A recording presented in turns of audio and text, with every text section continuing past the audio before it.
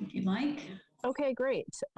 So it's 7 p.m. Let's call this meeting to order, and I will read the land acknowledgement.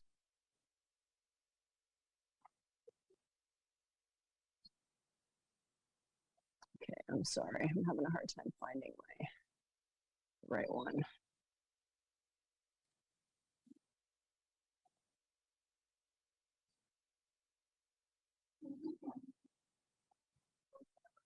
Kim, I have it if you want me to read it. Would you read it? I'm on my laptop and I can't get the agenda up here.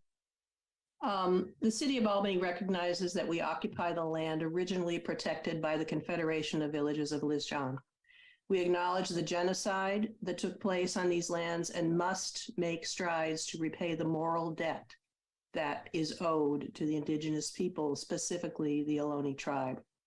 We thank them for their contributions, which have transformed our community and will continue to bring forth growth and unity. The City of Albany commits to sustaining ongoing relationships with the tribe and together build a better future for all that now make this their home. Thank you for reading that, Judy. So now I believe it's time to do the roll call. Do you, Heather? Sure. Committee Member Kerr. Here. Committee Member Papalia.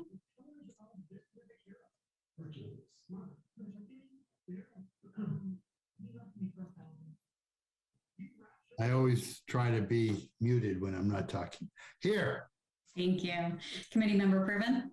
Here. And Chair Trainer. Here. And that is it. Okay, great. All right, so let's move on to agenda item 2, the approval of the minutes.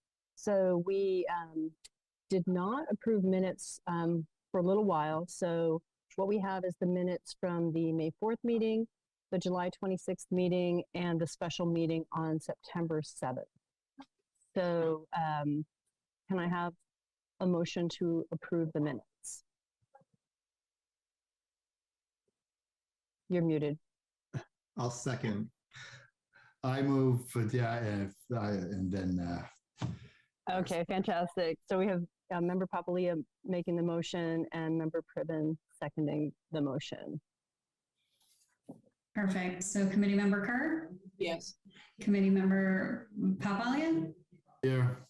Vice Chair Priven? Yes. And Chair Trainer? Yes. Motion passes. All right, excellent. So now we'll move along to item number 3 of the agenda, which is announcements from staff or committee members.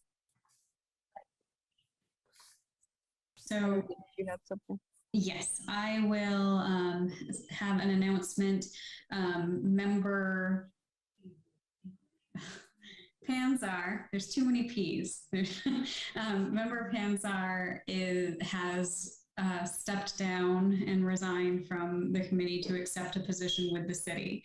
And so that position will be open and applications should be available to be filled out online if anyone is interested in being appointed to the Financial Advisory Committee.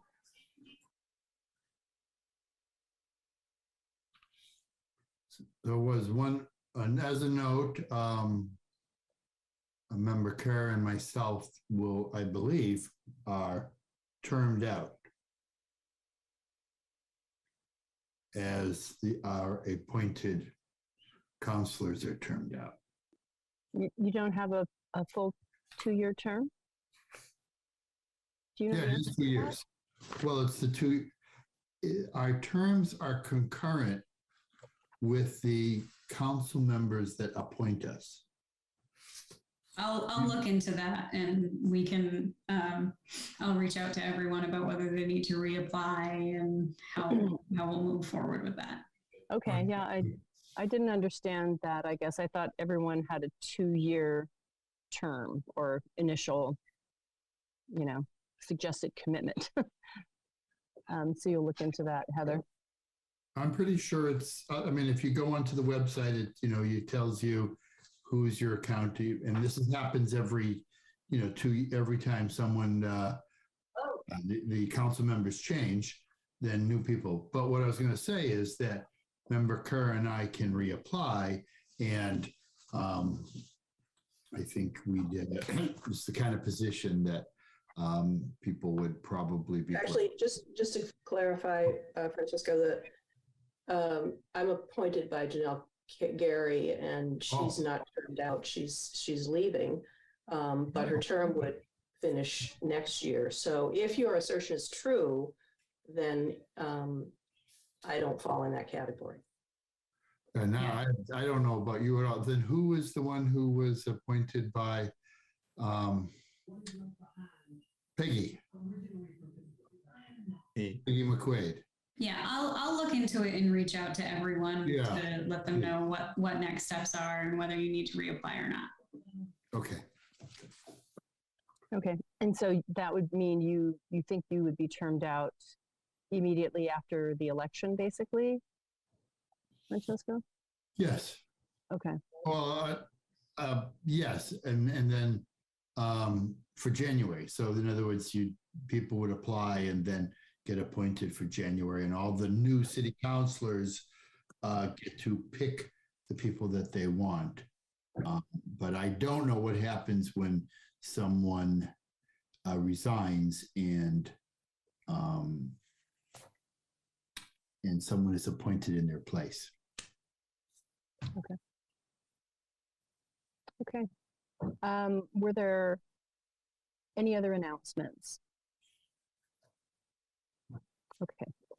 So that concludes item number 3. So now we'll move to item number 4 on the agenda, which is the public comment section. Do we have any members of the public in attendance that would like to make a comment?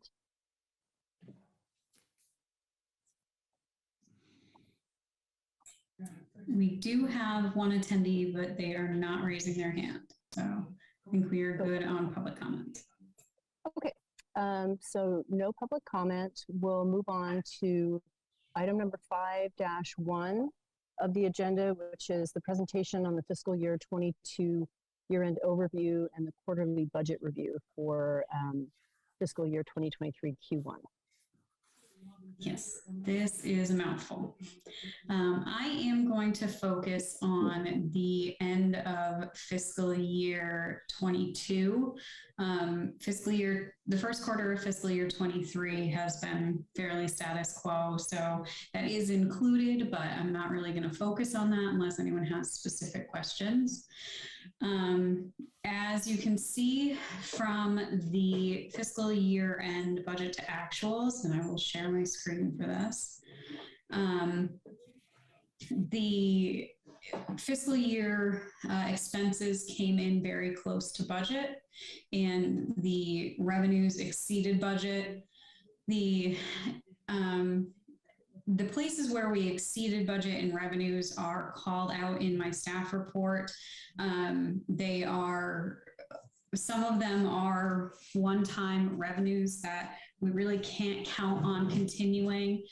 There will be a look at the property tax line before I bring the next budget update, because when I first got here, we were consistently coming in under budget for the property taxes compared to what the budget was. So I had lowered, or one year I didn't increase it. And then after that, we started to exceed. So I'm going to readjust this line for fiscal year 23, and then for the next biennial budget to hopefully get a little bit closer. There's always going to be, ups and downs depending on whether someone did a renovation that wasn't expected or things like that. So it's never going to be exact. And honestly, I'd rather bring in more money than expected than less.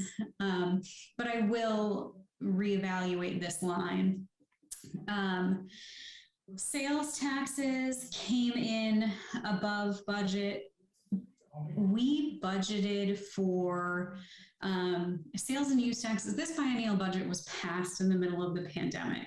So we made a lot of really conservative assumptions based on revenue because we had no idea what was going to happen. There was nothing that, was a precedent to this. There's nothing that, had happened before. So we pretty much everyone, economists and everywhere you looked, made assumptions that consumer spending would go down when in actuality, it bloomed during the pandemic. So we've brought in more sales and use tax than we anticipated or than we budgeted for. Again, at the mid-year budget update and in the next biennial budget, I will readjust these so that our revenues come in hopefully a little bit closer to actuals for 23 and then 24 and 25. But for now, fiscal year 22, we just came in over budget. Franchise and other taxes, I will go down to the detail section of that one. This was where people have asked that I break out what's in franchise and other taxes. So these are the items that are in franchise and other taxes. Everything in italics on page 6 of the report. And so you can see that, there are some items that came in under the utility users taxes because we didn't start collecting water until halfway through the year when we had budgeted for the full year. Business license taxes came in over, but transient occupancy tax came in under. Again, it was during the pandemic. We weren't really sure what was going to happen. And then racetrack taxes obviously came in under because they were just closed. You can see fiscal year 22 came in much higher than 21. Fiscal year 21 actuals, they were closed the entire year, so we got very few. And then now that they're open again, that revenue is increasing. And then where we went over was in our property transfer tax. Now, I know that we had an increase in that tax, and it's been 2 years now, and fiscal year 23 looks like we're going to far exceed budget as well for property transfer tax. But in my staff report, I did some research on what our historical sales numbers were and, what it looks like whether these were really outliers or whether they are trends that we can count on. And fiscal year 21 was definitely an outlier. As you can see in the report, we averaged 400 and some odd home sales or transfers a year for 2018 through 2020. And then all of a sudden in 21, I think it's 21, it jumped to 650 home transfers. And then it's come back down the next year. And so that happened across the United States during the pandemic, as all of a sudden there were a number of home sales, people either selling rental properties or buying, houses. And so that is not something that we can continue to rely on.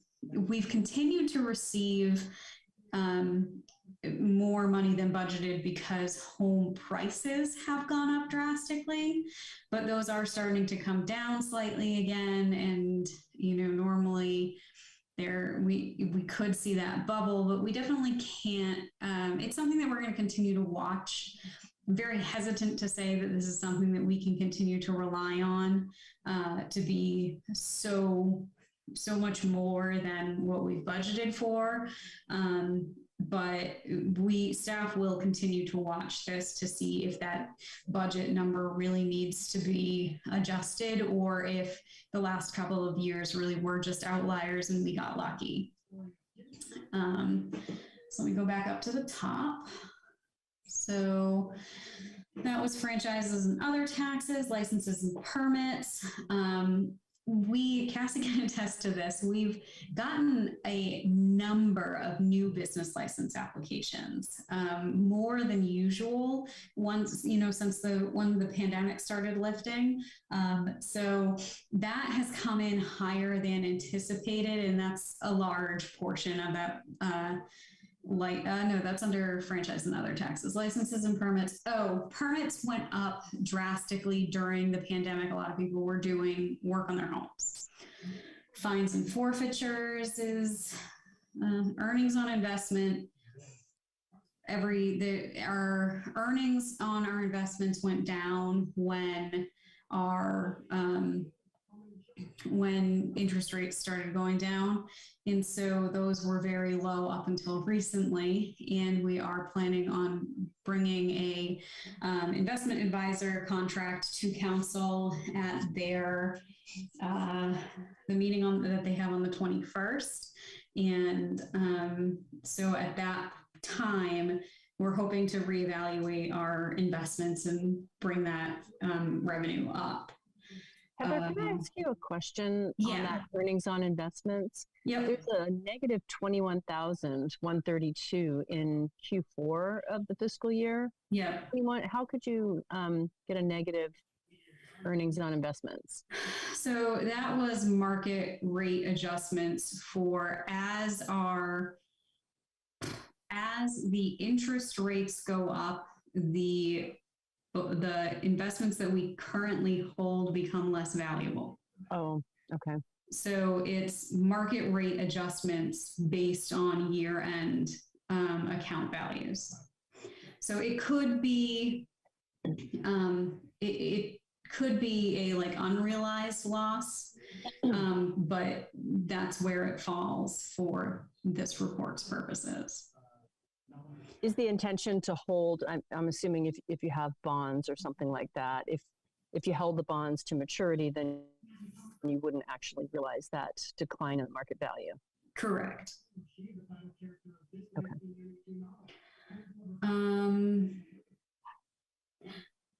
The other thing that might be is as we go through the year, all earnings for the year are posted in the general fund, which what we're looking at right now is the general fund.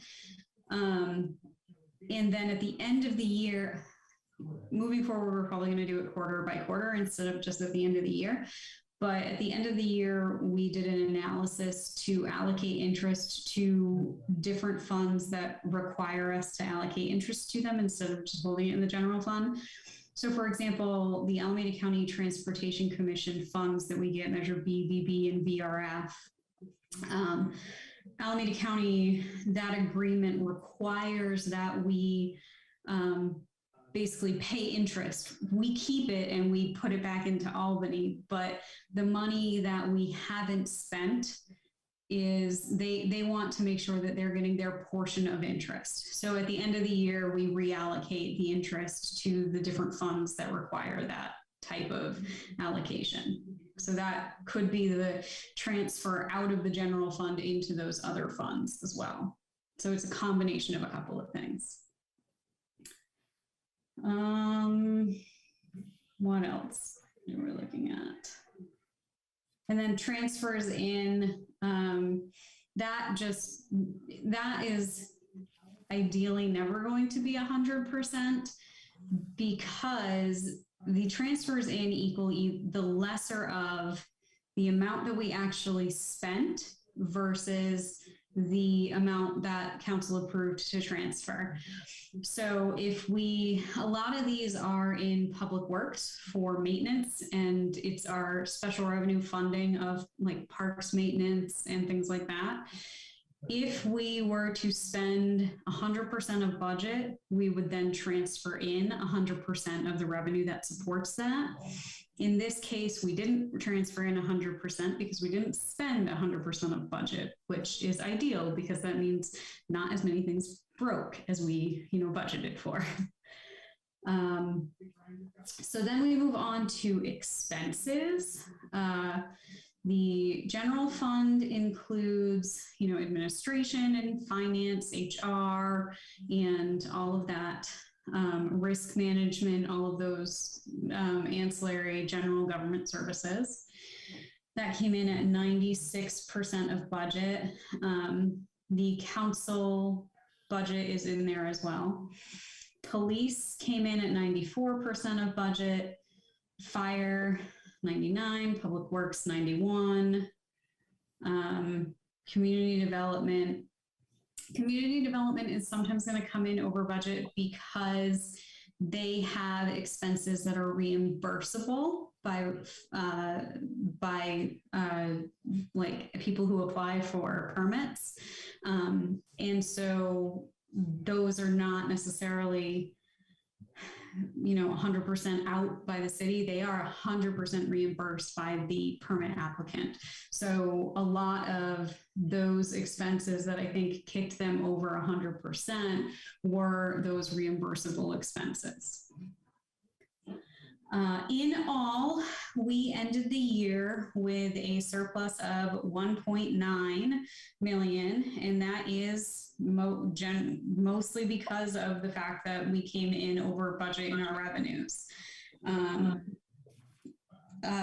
We have, yep. Just to clarify, this is general fund only. It's not ARPA. It's correct. Thank you. Correct. It is general fund only. So again, this is mainly because we came in over budget on revenues. We continue to budget at a deficit. And so as soon as, if we do, once I adjust these, we'll probably have a little bit less, we'll have a less of a deficit. But we have to remember that our PERS costs are going to continue to increase over the next, what year is it? Over the next 8 years. So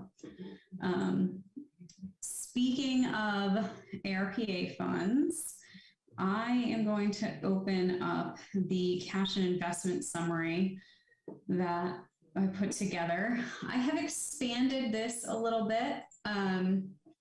This plain page that basically just said, here's all the money that we have. I think, well, it fit the letter of the law of what I'm required to show you guys. I don't think it really helps that much because I think it's misleading as to how much we actually have to spend. So I added a second page to this report that breaks our money down by where it's pretty much allocated. So our general fund revenue has gone up. You can see I was trying to combine both year end, which is the June 30, and the first quarter for you guys. So you'll see June and September, June and September, June and September. So you'll see that it general fund revenue has gone up compared to prior years. You mean revenue or balances? These are just strict balances. You said revenue. Okay, thanks. Oh, sorry. The general fund balance of cash has gone up year over year, mostly again because of the surplus based on the taxes that we talked about before.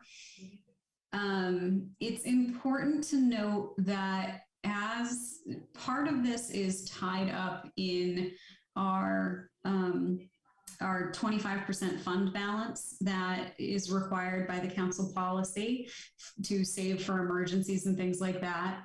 And that 25% number is going to increase as our expenses increase, because that 25% is 25% of budgeted general fund expenditures. So every year when we have an increase in expenses, that 25% fund balance number is also going to increase. And then the rest of this is broken down by, where it is. The Emergency Medical Services Fund during the year is always going to have a negative balance because we haven't done that transfer in of the money from, well, one, we haven't gotten our taxes.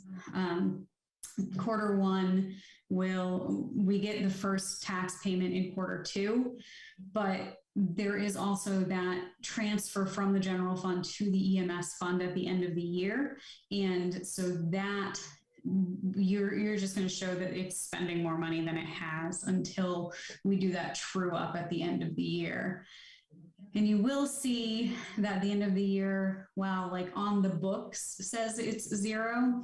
There's receivables or payables, things that we haven't actually realized in cash yet, but are on our books that make it a zero. And so you'll see that it's not exactly zero in cash year to year.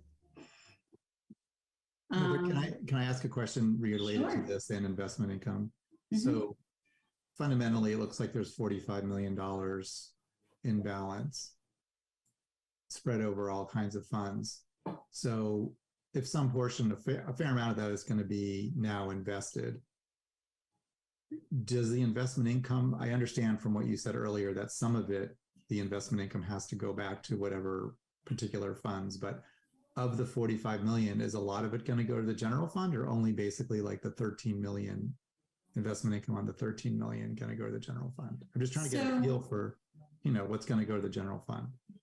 Yeah, it depends. So for example, the Alameda County Transportation Commission, these funds very specifically have to have interest allocated to them. Mhm. And that's, a decent chunk of the money. So a decent chunk of the interest will go to that. The landscaping and lighting district funds do not have to. I have been allocating to sewer funds because it's an enterprise fund.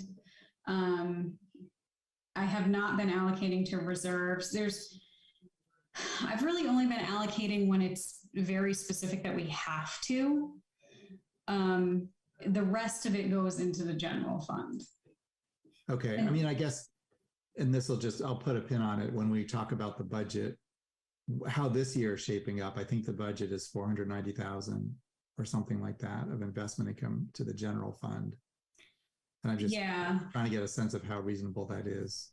Over the last couple of years, it has not been reasonable. When I first got here in 2018, we made, I think that year it was around 400,000.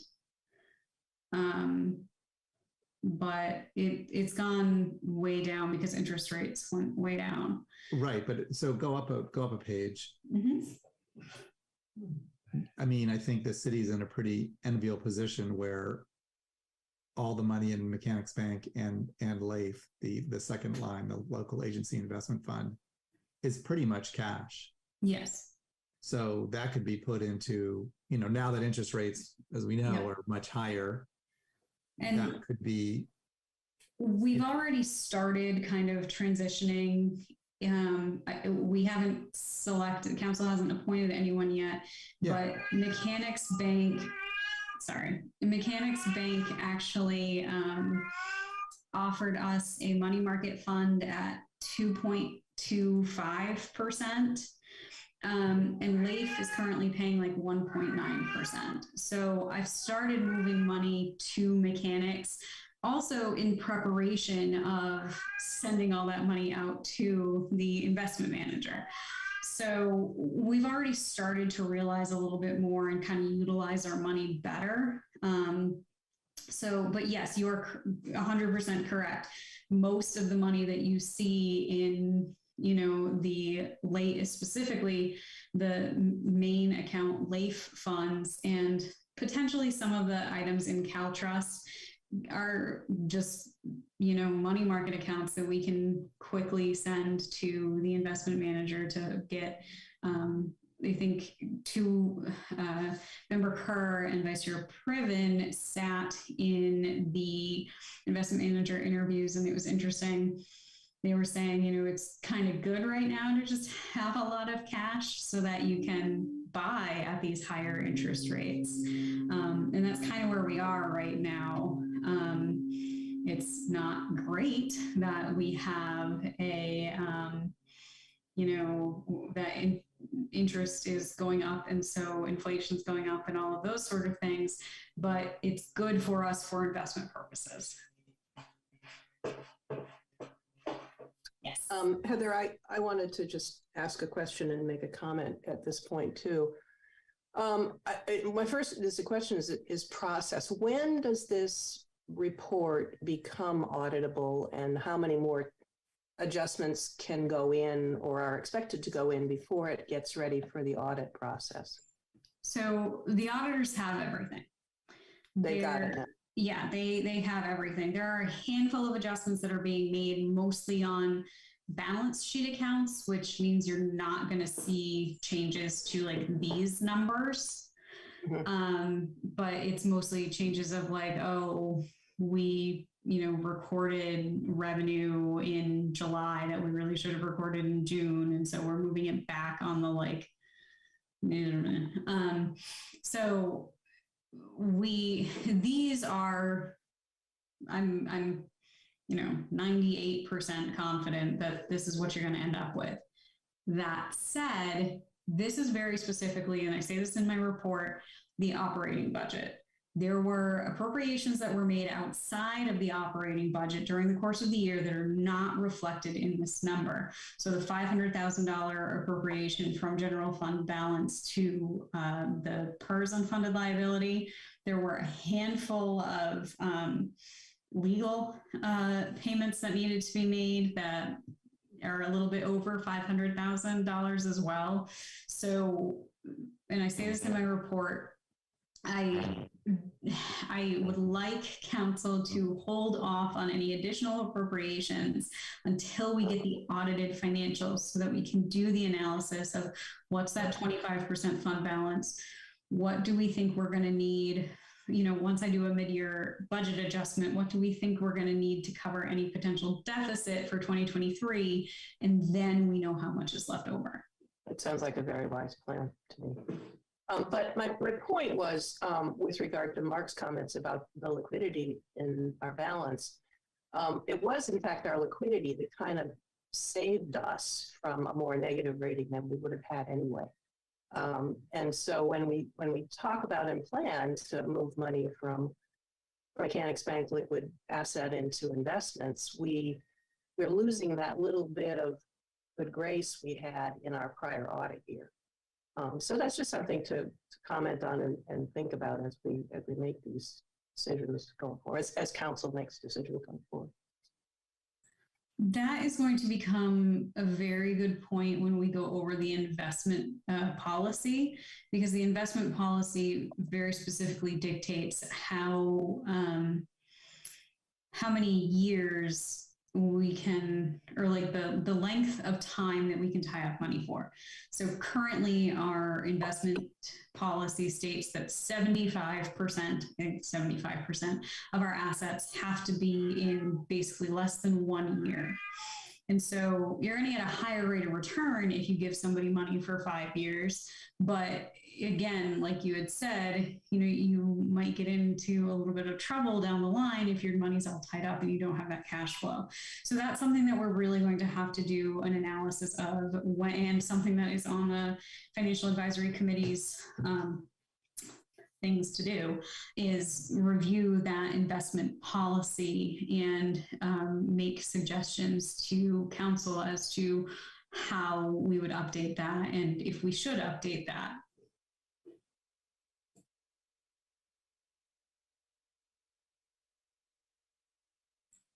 And I think that's really all that I have to share. There's more detail in my staff report, but that's really the overview for now.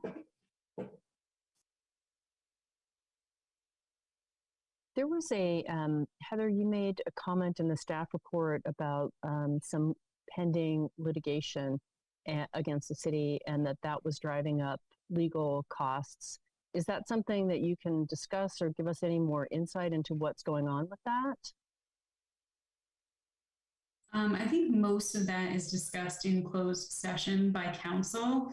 I don't necessarily want to speak out of turn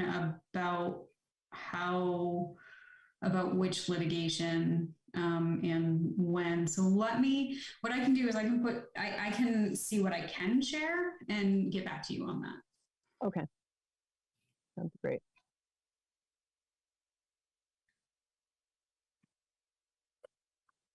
Okay. Hello? Okay.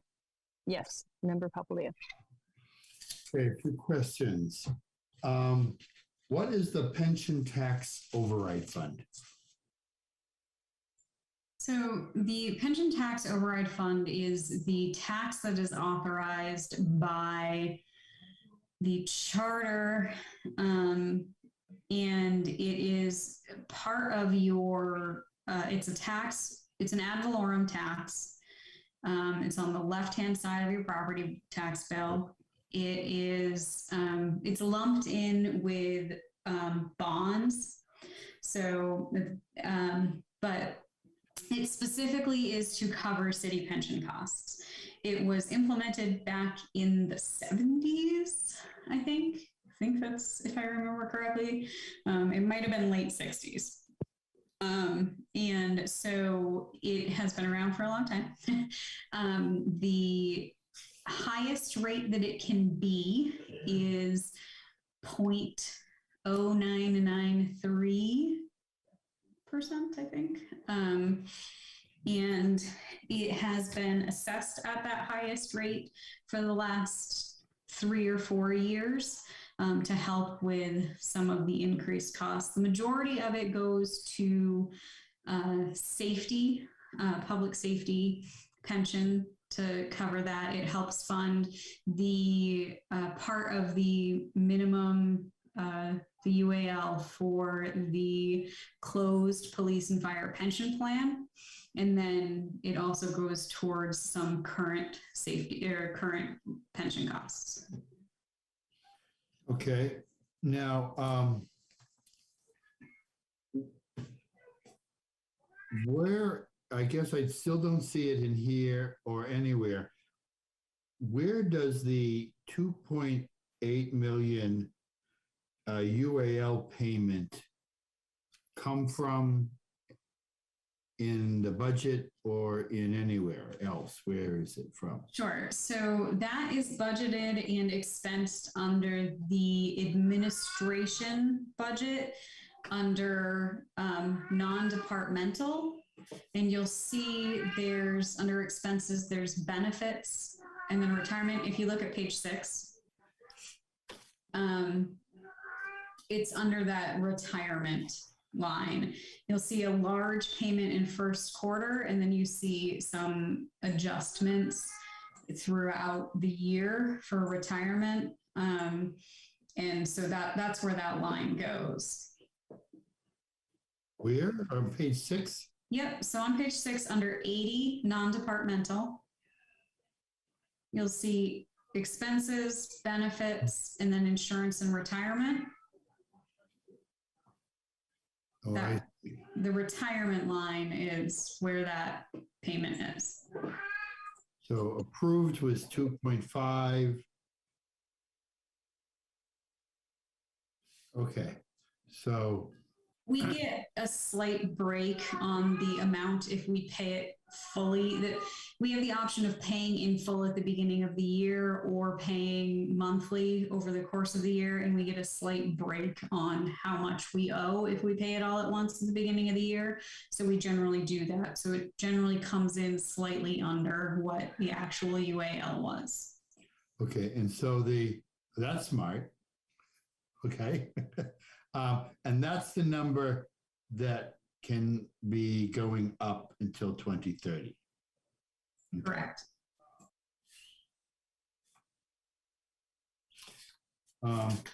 And in terms of the income from the real estate tax, it would be interesting to know, in terms of planning, what percentage of the property taxes that we receive is from parcel taxes versus ad valorem taxes. Because in terms of budgeting, the parcel taxes may be rather stagnant, and the ad valorem taxes should be going up at a minimum of 2%. So parcel taxes are all special revenues. None of them go into the general fund. And the ad valorem taxes that are the pension override tax and the bond fund, the general obligation bonds, those also both go into special funds that are used specifically for those purposes. So the only property tax that you see in the general fund budget is your 1%, is the city's portion of the 1% of the county tax. The city's portion. But that should be going up. Then that's exactly 100% of that then is going up 2% a year. This year, it actually went up 6 point something percent. But that's so that when properties sell, then the old evaluations drop and the new sales price replaces it. But whatever we received this year, actual, should go up a minimum of 2%. Assuming there isn't a housing bubble and that bursts and all of a sudden the assessments go down, because that did happen quite a few years ago. And when I first got here in 2018, Albany was the only city in the county that wasn't still recovering from that burst. And I actually had to ask the question in the middle of a meeting of like all the county finance directors of, why is our number not going up? And they're like, because you already recovered. So, yeah. Well, that's because, if in my experience, we experienced very few foreclosures in the city. And it's when a city starts getting foreclosures, then it starts to spread and it brings down property values. Most homes in Albany, and in particularly the new purchases, have a very high down payment, and from 20 to 50%. So therefore, they don't get foreclosed on if property values go down 10%. So that's just some good news. But I do think that the transfer tax, we have to monitor very carefully, because the number of sales is already showing a downturn in this and expected for the rest of this quarter. I had a question, a follow-on question to that. So according to most estimating sites, real estate estimating sites, the property values are going down in Albany as they are elsewhere.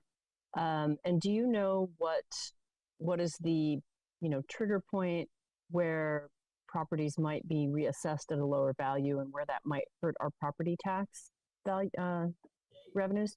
Unfortunately, I don't off the top of my head. Again, the last time it happened was several years before 2018. And once that happens, it does take a while to recover, specifically because of Prop 13, whichever one capped your taxes. Mm-hmm. So once that happens, we still can only go up like the max of 1% or whatever. So I don't know what the exact trigger is. I can find that out though. It would just be interesting to know, and I know we've been talking about the transfer tax. There have been a lot more sales of homes in the last year or two. So those more recent sales, I could imagine they might be seeing a real decline in value, where those people might apply for a reduction in value of their home. But a lot of us that have been here longer and were covered by Prop 13, a downturn is not going to touch us. So that wouldn't really have any impact. We have a couple more questions. Page 4, under administration, the 12 administration. I don't understand what minus 116% is about.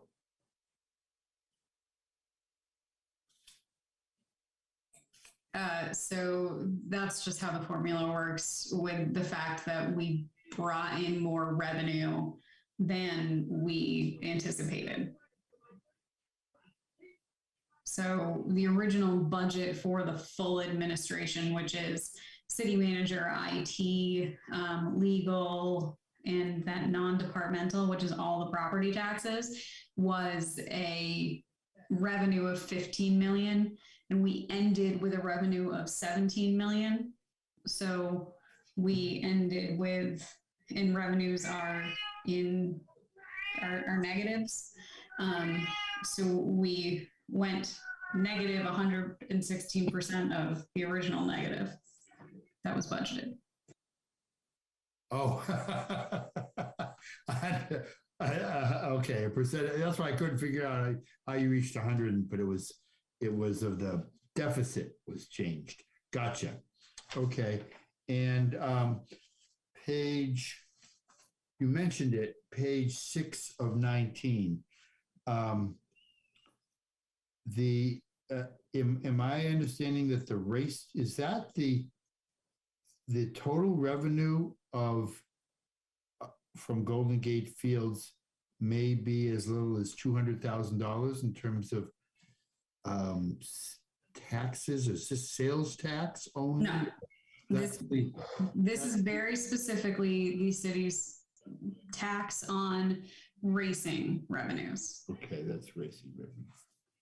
It's not sales tax. It's not property tax. It is very specifically, we have a tax. It used to be on admissions, and then it changed to be a percentage of the wagering revenue at Golden Gate Fields. Well, I mean, I guess at whatever horse racing track is in the city. Correct. Okay. Okay, that's all. Thank you. So Heather, did you want to just move straight into the first quarter review, or do we take public comments? I wasn't going to do the first quarter review. Oh. It's out there if people have questions on it. Like I said earlier, it's standard for, really what we look at in first quarter. So I didn't really have that much to point out unless people have specific questions on it. I do. I have one question, which is how much will the 3% cost of living raise for the salaries and the pay raise to the city manager cost? So those were already budgeted in. So I don't off the top of my head know exactly the dollar amount of what it will cost. I mean, well, the city managers is easy to figure out because it was just from $1 to another dollar. And so it's around 30,000 maybe. But the cost of living adjustments were all already budgeted. So they fit within the budgeted amounts.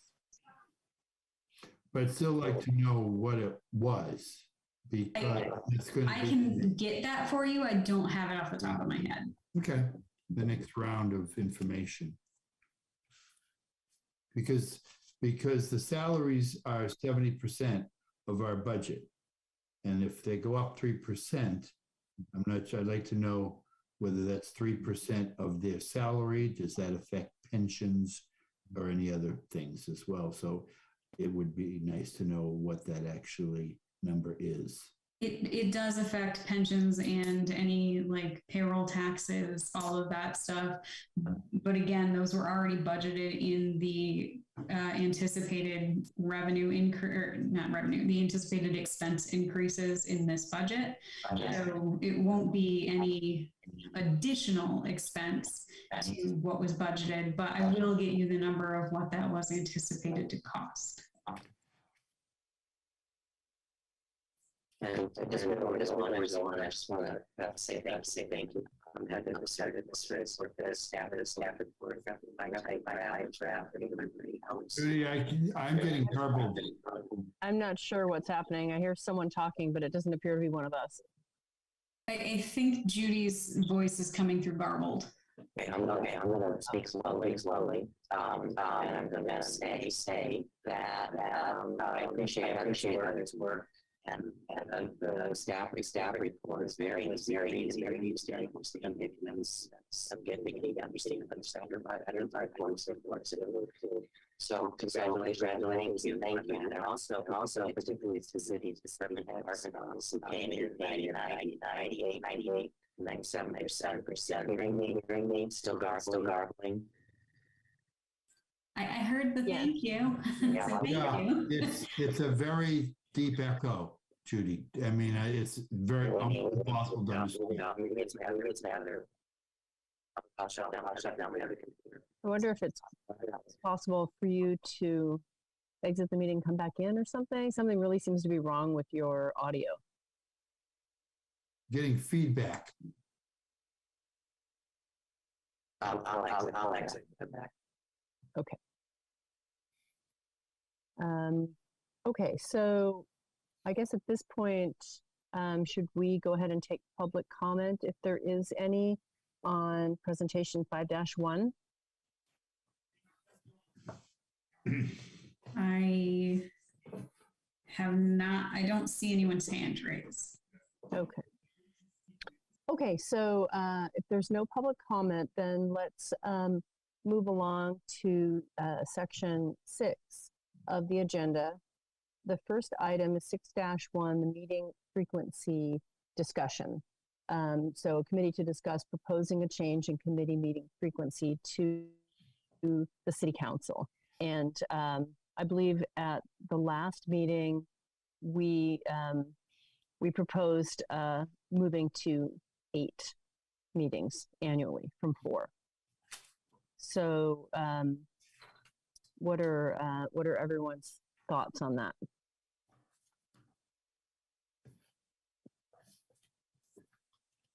I think also the key is the timing in terms of getting them in advance of the city council meetings where there's stuff that it would be appropriate for us to review in advance of the city council.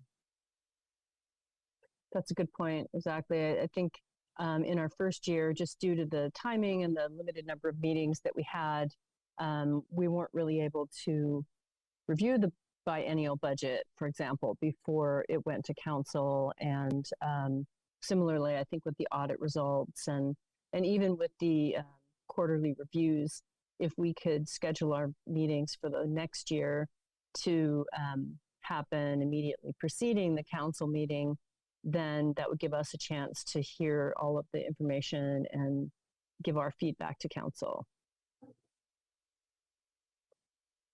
Does 8 seem like the appropriate number? I think 8 will help. I can't really judge. Are you okay now? Yes. I don't know for sure if it'll be enough. I think our work plan is pretty ambitious. So another option would be when we do the annual report to council, we might look at some items on the work plan and say, are they still a priority? But I am in agreement that we should try 8. Okay. And I know that Member Popoli is in agreement with that because he drafted the proposal. So I don't know if do we need to have a motion or anything like that? I think we are going to mention this in the work plan report to council. Okay. Well, can I get some input from Heather about what are the dates or the months that you're going to shoot for? So next year. I mean, we've gone through a process now. When do you deliver which budgets, things like that, that if you could have a schedule, you'd say, okay, in the 12 months of next year, here are the months that I should be aiming to present to the city council for what things. So the reason that we had originally picked these dates for the Financial Advisory Committee was because I had basically said, I need at least a month to get my report ready before it comes out after the quarter end. So we basically said the first Wednesday after the month after the quarter ends. And that you guys pretty much have been getting the quarterly updates before the council. The budget was really rushed in the Financial Advisory Committee was created like right as we were doing a biennial budget. So that was a little bit rushed.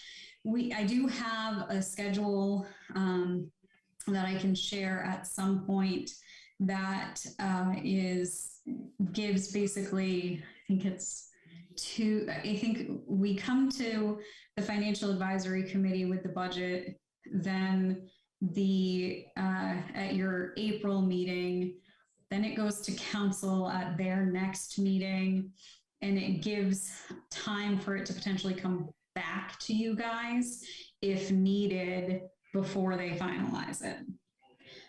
So we do have that coming through. The audit last year, council had previously requested that we get the audit to them as soon as possible. I didn't get it until like 2 days after your meeting.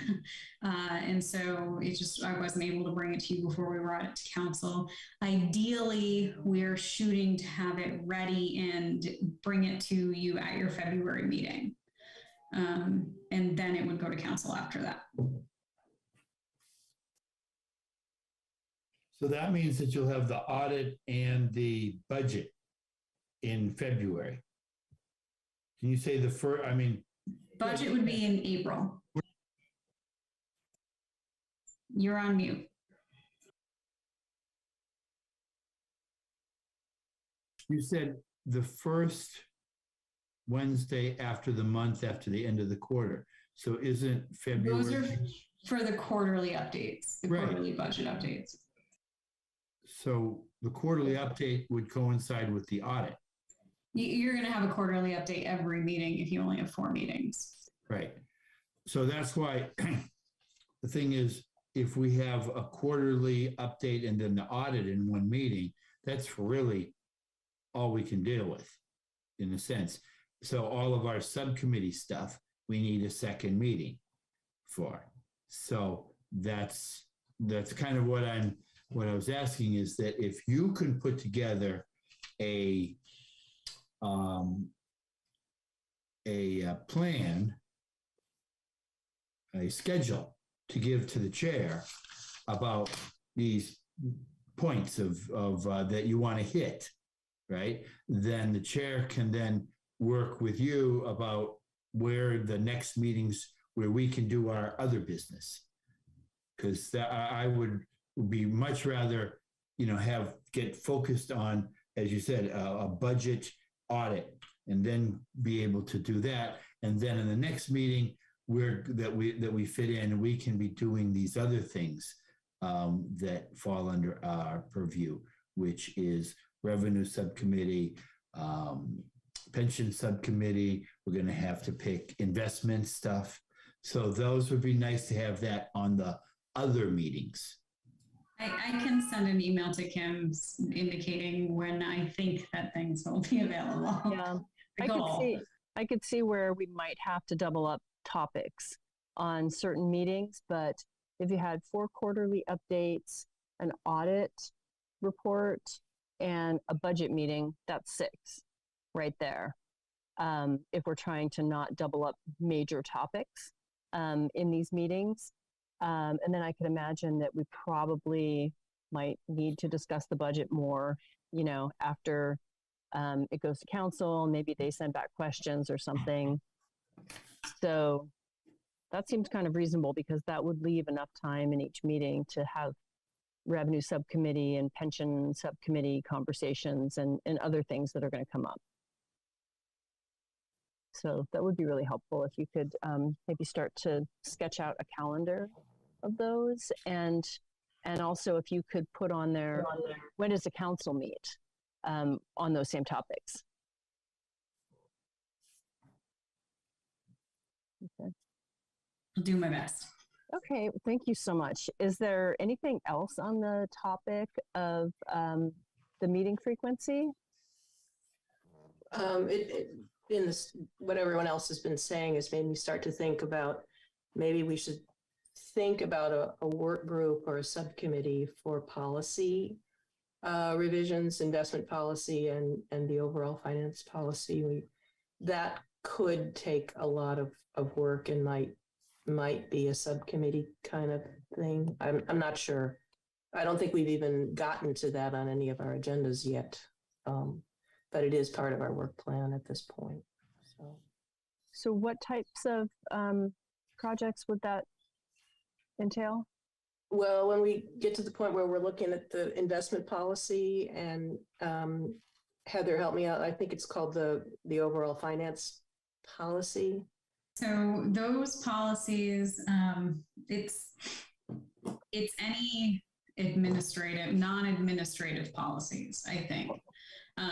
And so that includes the fund balance policy, the capital reserve fund policy, and I'm probably missing something, but those are included in the biennial budget booklet. So they'll come to you when we bring the budget for a review. Okay, that helps clarify that then. Okay, and non-administrative finance policies is a topic that we need to discuss, and we entertained the idea of doing that at this meeting, but decided it needed to be pushed off until the next one, I think. Is that right, Heather? Definitely not doing it tonight. Okay. When, as a note of different kinds of policies, I was reviewing a past, I'm trying to think, it was a city council meeting. Heather mentioned that at the beginning of 2023, your staff was going to do or start a review of a debt service policy. And that is something that I'd like to hear what that could be and how, I mean, that has to do with what are the debt things that we'd be talking about, and how is that more than just the pension, or there are other things, or is that it? A debt service policy generally gives a general guideline for how much bond debt the city and lease debt, I guess, like capital leases, the city is willing to take on. There are like state statute limitations on how much debt you can take on, but some cities aren't comfortable going even up to that high. So it's basically just, broaching the topic of,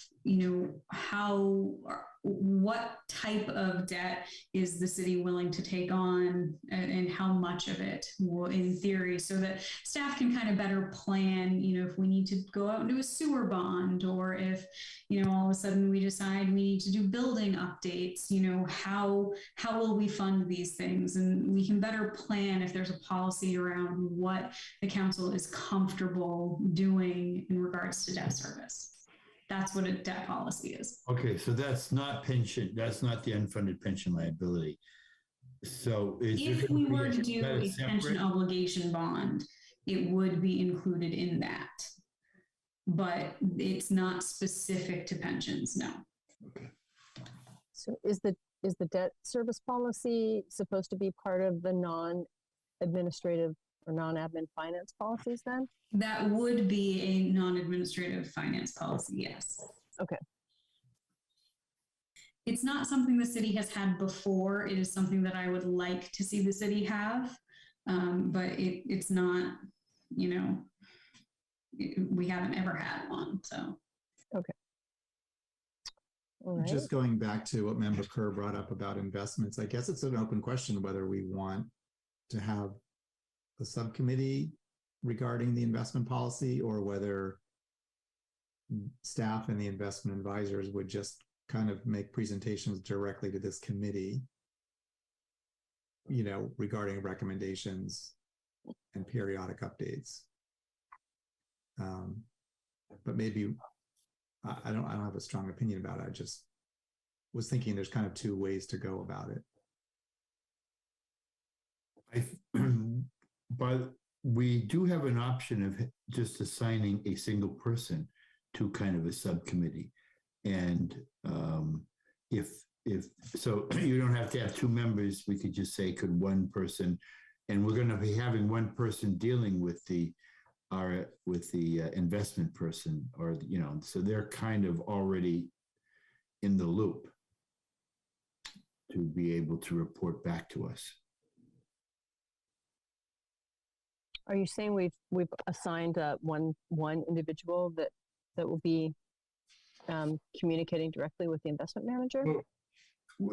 Or communicating, can be meeting with investment manager, and we have just one person doing that rather than this. I just want to open up the idea of a subcommittee.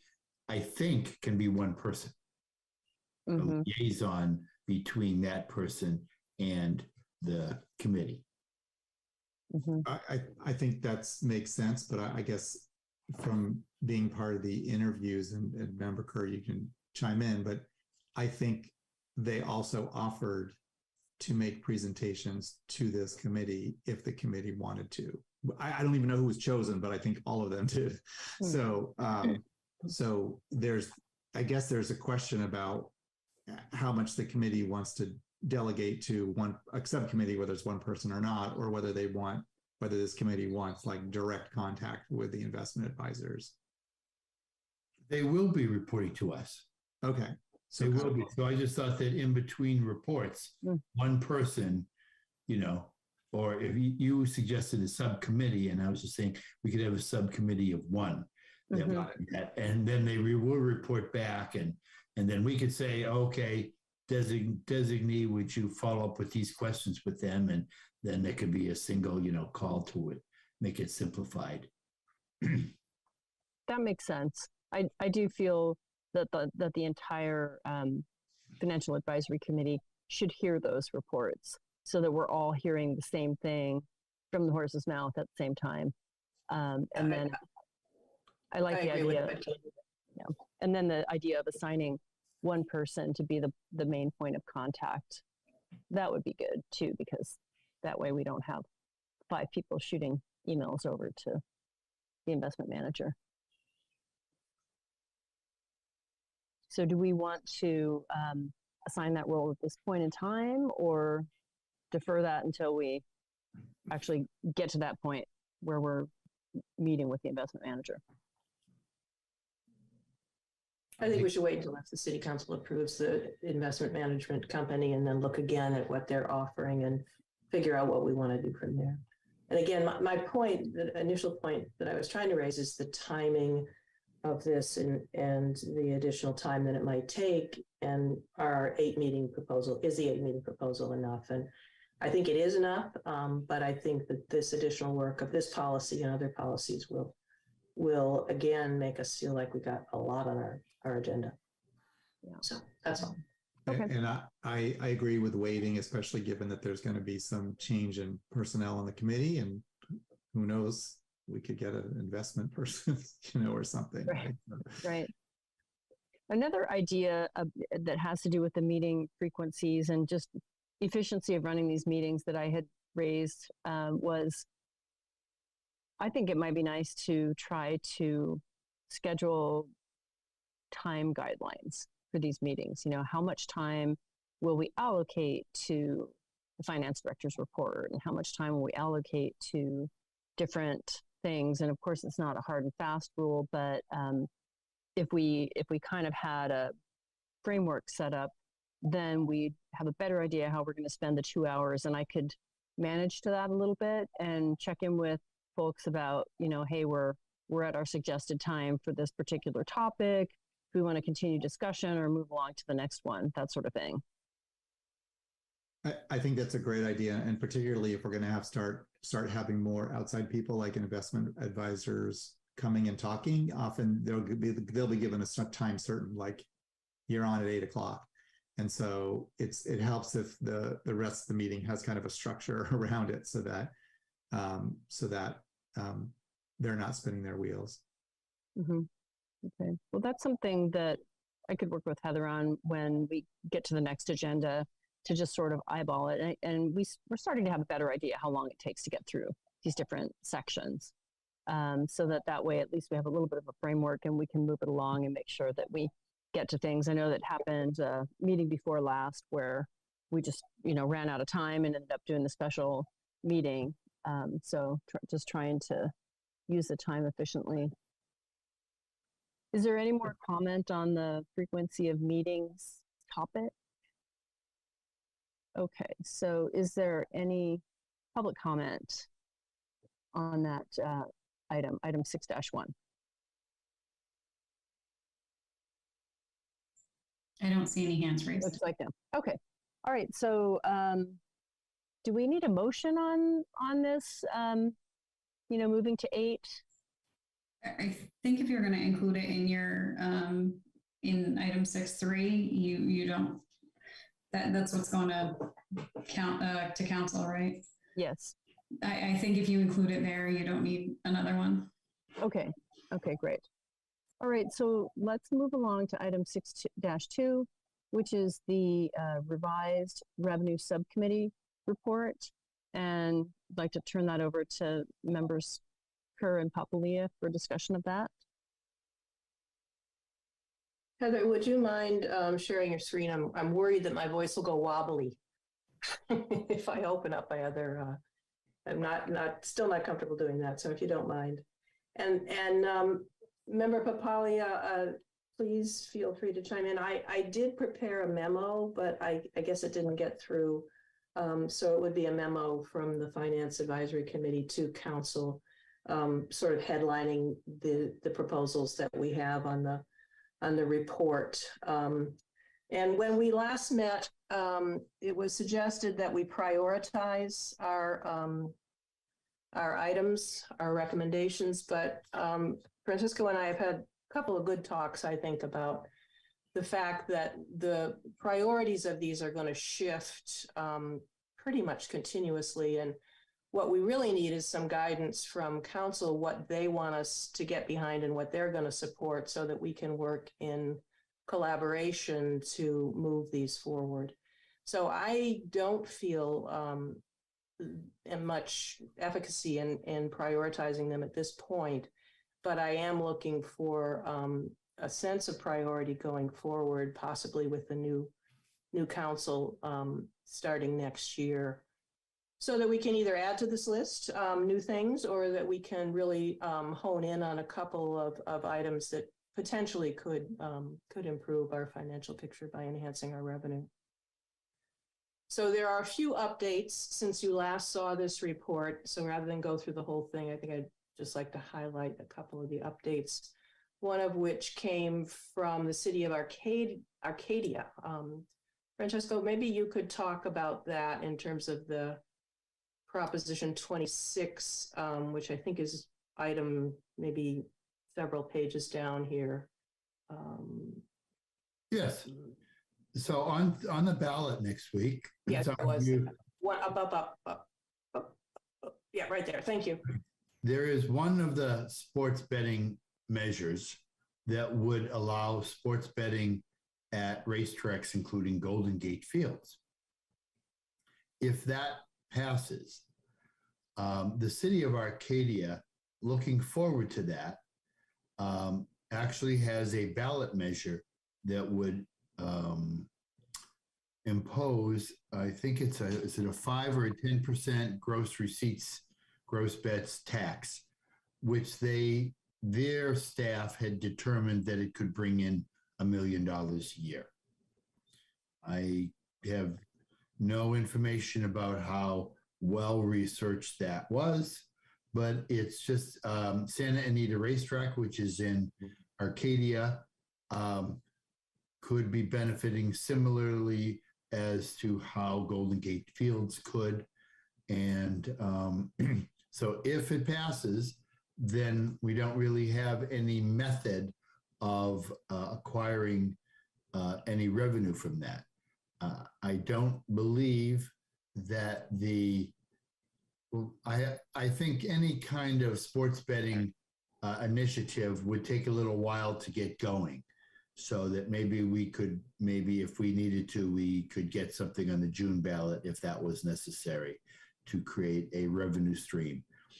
But just, you all should know, and I think the voters should know, that if they were to vote for this, that there is a potential income stream that could come from sports betting at Golden Gate Fields. And as of now, we see that the only sports betting revenue is around $200,000 a year. And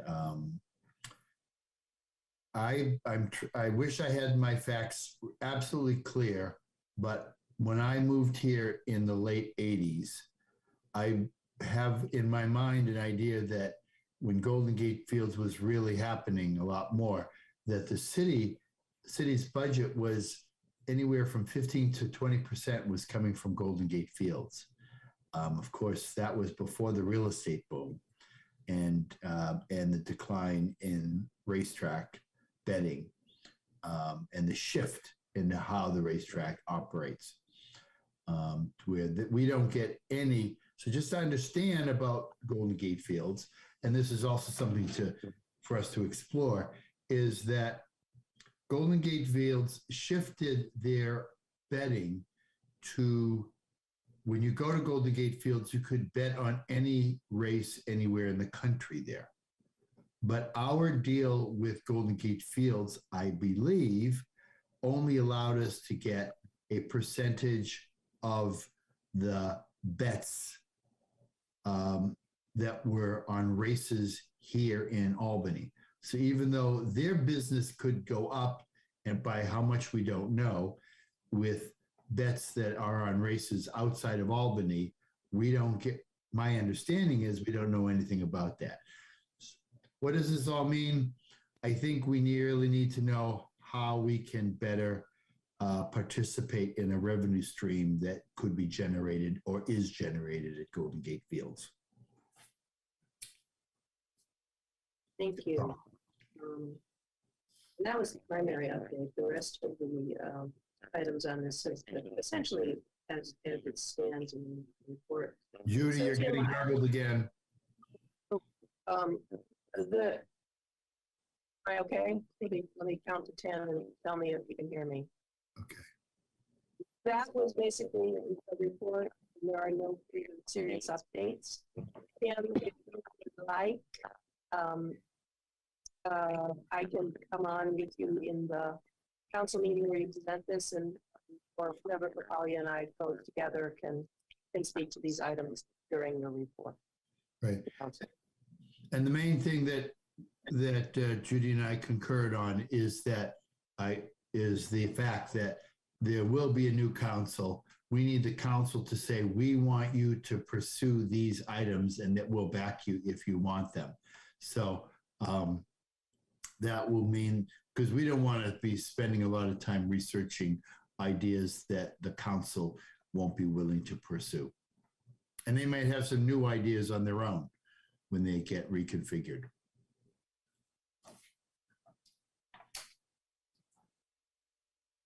Okay, yes, absolutely. Member Kerr, I'd like to have you come along to that council meeting to present this report and highlight things as appropriate to make sure that that they understand all the good suggestions that we have here.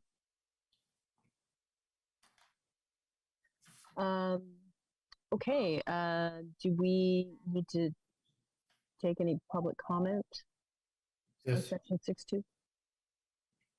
Yes, ask for them. Do we have any public comments?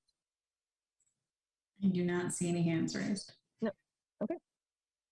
All right. That concludes that section then. And let's move to item 6-3, which is the work plan update. This is where the committee reviews the proposed work plan report that we will be presenting to the city council. And that's at the council's December meeting. Is that December 7th when they meet?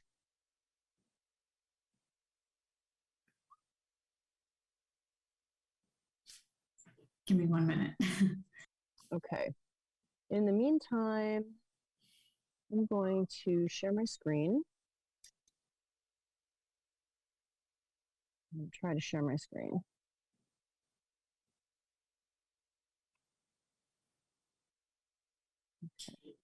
By the way, I think that the new council, it might be a good idea to present this to the new council, which won't be seated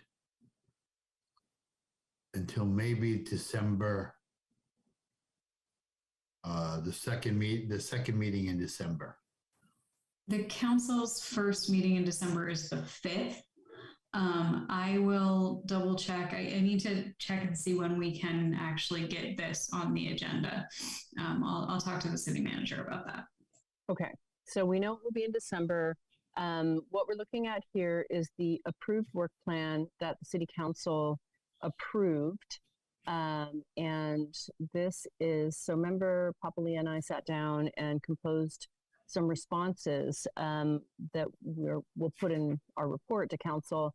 And we thought it would work best to just put them right on the approved work plan after each point on the work plan where reporting was requested, so that you didn't have to use footnotes and go back and forth and figure out what was going on. It's easy to see that this is in fact the approved work plan.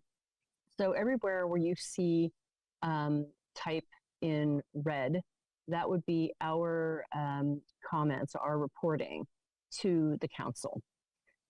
So our 21-23 work plan items, there were regular reports that were listed. There were 3 of them: year-to-date budget versus actual, report on audited financials, and pension funding overview, with the first 2 reports being required and the third being desired.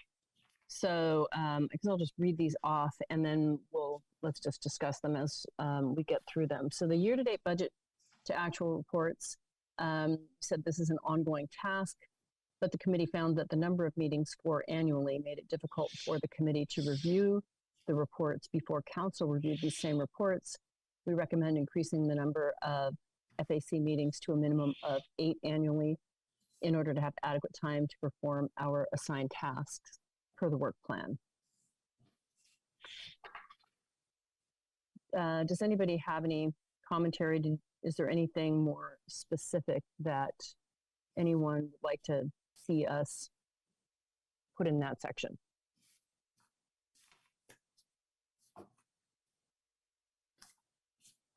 Okay, so then the report on the audited financial statements.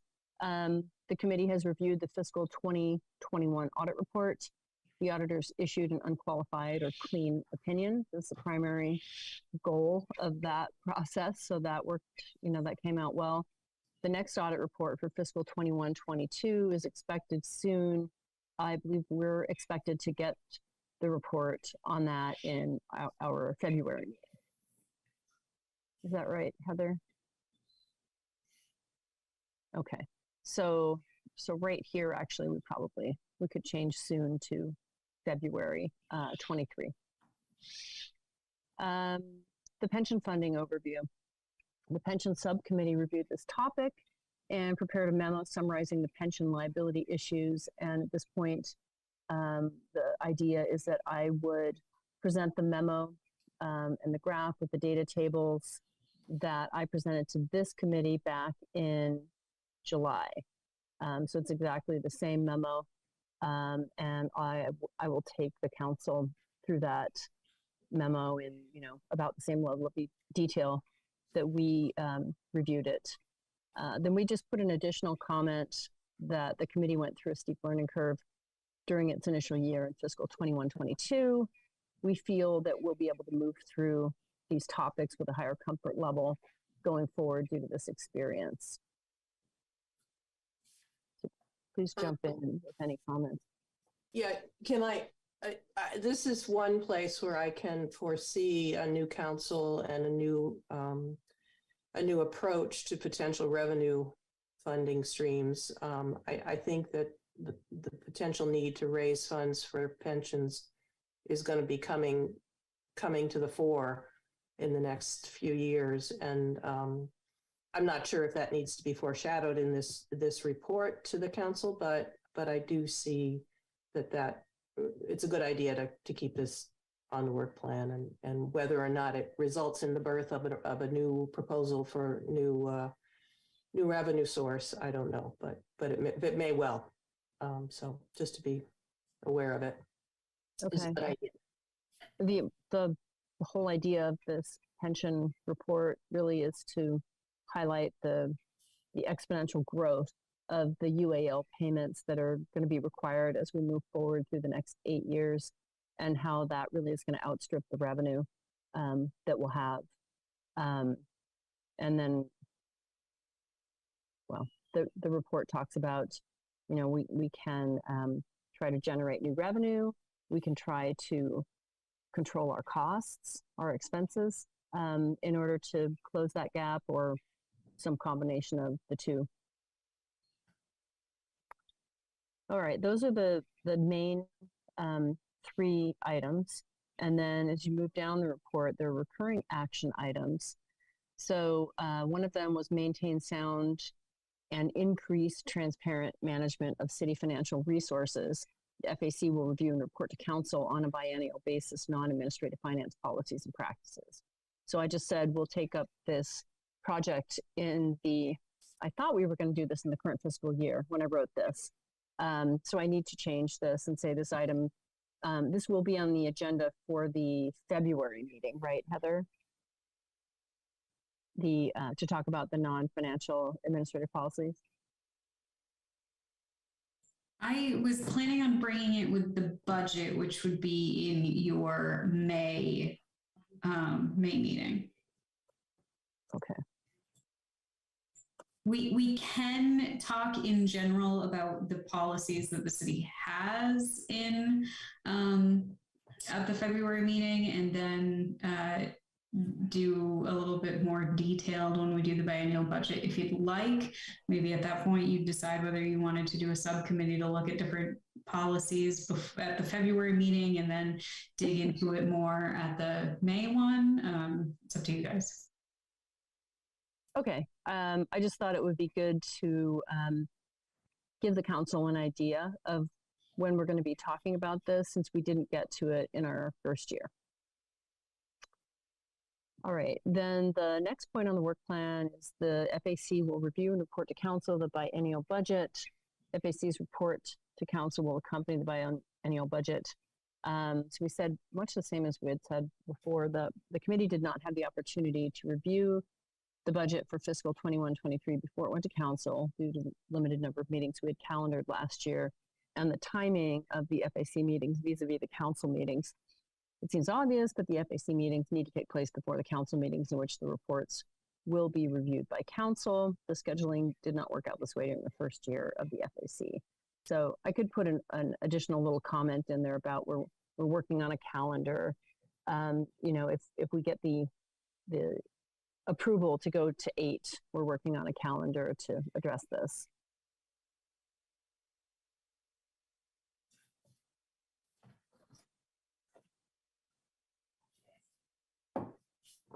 Okay. I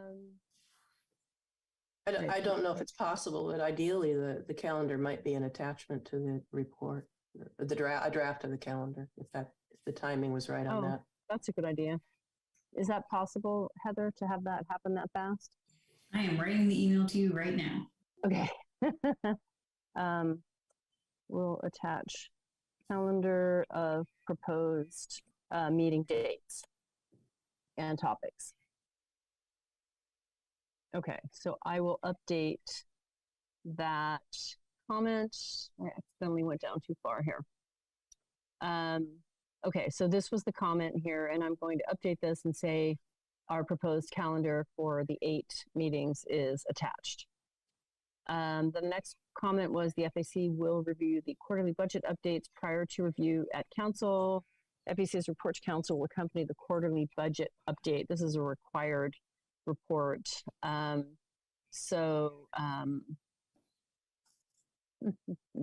did I say biennial budget here again? I meant to say quarterly budget, I think. And I think I copied and pasted. So I need to change the word biennial to the word quarterly. So the committee didn't have the opportunity to review the quarterly budget. I don't know why I said this. I think this is just wrong. I thought the question had a biennial in it or something. We were discussing that. Quarterly budget updates. I don't know. I think I think we copied. Yeah, I think it was from a previous. copied and pasted. This was, I'm going to use COVID as my excuse. This was my COVID fever meeting. You might want to change that to fiscal year 21-22 as well. So 21 to 23 for the, because that's from the biannual budget as well. Change comment on FAC quarterly review. Okay. So Heather, does this mean that we're supposed to submit some sort of a report after you give each quarterly update that accompanies your report when it goes to council? So you guys are kind of new in what you are tasked with in relation to, or like compared to other committees where you actually, you know, or it says you're supposed to report back or whatever, where this is, again, all new and everything, it's kind of changing. It's really up to you guys whether you want to do a presentation or just, you know, submit a memo or however. I will touch base with the city manager to kind of get, you know, an idea of what, you know, staff had sort of thought when we first drafted all of this, and see if we potentially could get more direction from council for how they want this information presented.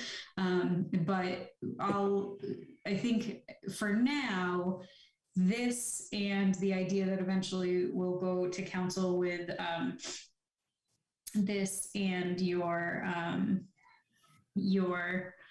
meetings are too long. And the different memos, I think it'll be fine for now. And we can kind of fine tune it as we go. Okay. Yeah, I guess I would be in favor of a memo because, I don't know, we can be a little more concise that way and avoid adding too much more to those meetings, to the length of those council meetings.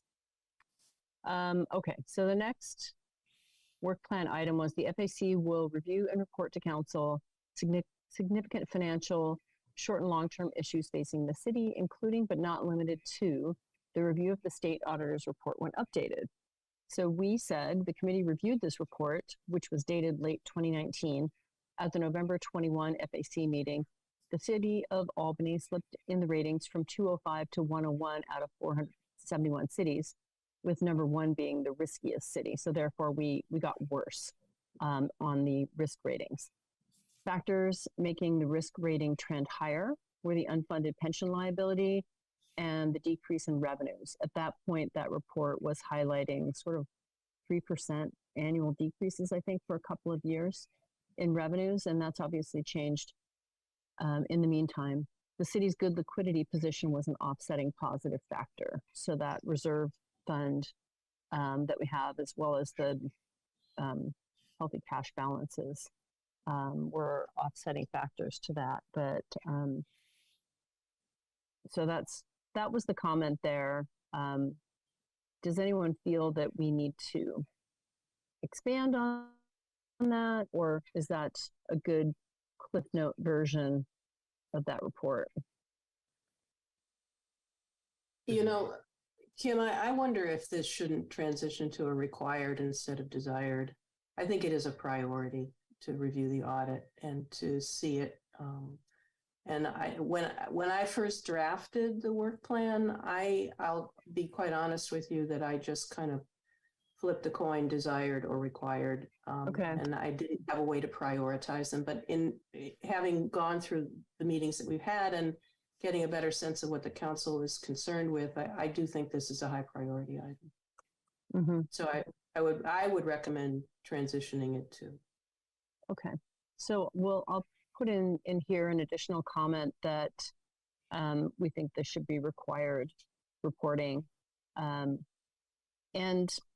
is the idea on this work plan that as we move forward into our next year, I mean, I would think we would want to give more immediate feedback.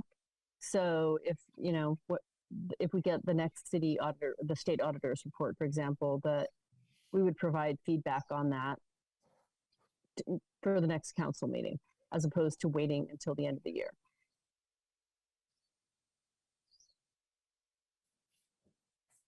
It just seems to me that, you know, these topics are, why would we want to wait until the end of the year on important topics like that? I agree with you, and I agree not just because it's a timeliness thing, but I think it's important for the public to have, I mean, the main purpose of our meeting is to have a public meeting so that the public can have plenty of opportunity to understand the issues. And if we wait to the end of the year, then we've missed the opportunity for the public input. Exactly. And Not that we have a lot of members of the public on tonight, but you know. Well, and if we are doing more reporting to the council and we're either submitting memos to be read into the record or going there to do a presentation, then it just keeps our input a little bit more regular and a little higher profile than if we're just waiting until the end of the year to write a report. I agree. Okay. All right. Well, then the next one is the FAC will review the city's pension and other post-employment benefits obligations desired. We're doing that. The pension subcommittee reviewed this topic, prepared a memo. This is the same exact comment as what we had up on the first section. Okay. Enhanced communication and transparency programs. Meetings of the FAC will be open to the public and will allow for and encourage diverse public input to finance and budget issues prior to those agenda items being heard by council. I don't really know exactly what to say. We said the committee is exploring ways to make the information more understandable and accessible to the public. I mean, I would also just say all our meetings are open to the public and there's time for public comment. And I mean, we're doing what,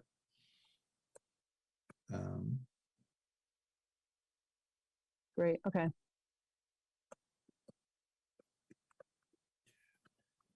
Yeah, I take that to mean that as well. So if there's something that's discussed and a member of the public says, wait a minute, back up, I don't understand what you're talking about, then we can take the time to address that. I also think that the change in format of some of the reporting that Heather has reflected, which is directed to us understanding better, will benefit the public. So I don't know how to capture that in your statement, but I think we've already made some progress there. Okay, that's great. Yeah, some city finance reports have been expanded, shall I say, to provide additional detail. Maybe just written in plainer English, or become more accessible to non-financial minds or people.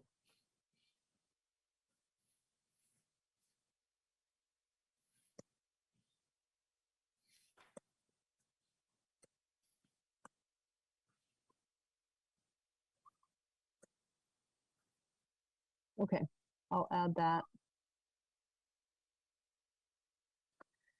Meetings of the FAC will provide a regular forum for the public to learn about budget processes and financial investment strategies of the city's resources. So more required and properly timed meetings will facilitate the public's understanding of budget deficits and surpluses. Members of the committee are currently assisting with the RFP process to select an investment advisory firm. The investment advisor will report to the committee on a quarterly basis. And then I had a special comment to Mark here. Please fill in any additional comments. I mean, I'm not sure that it's committed to quarterly. I mean, Okay. You know, I would just say periodically or at least annually or something like that. I wouldn't commit them to quarterly. Okay. And yeah, and then I would just say they'll report to the committee on a quarterly basis regarding the investment strategy, the investment policy, and the investment returns or something like that, you know. strategy, policy, and returns. Yeah, I mean, typically what they do is they say, here's your portfolio, it's in compliance with your policy, here's how it's doing, here's what we're thinking about in the next, few months or whatever. Right.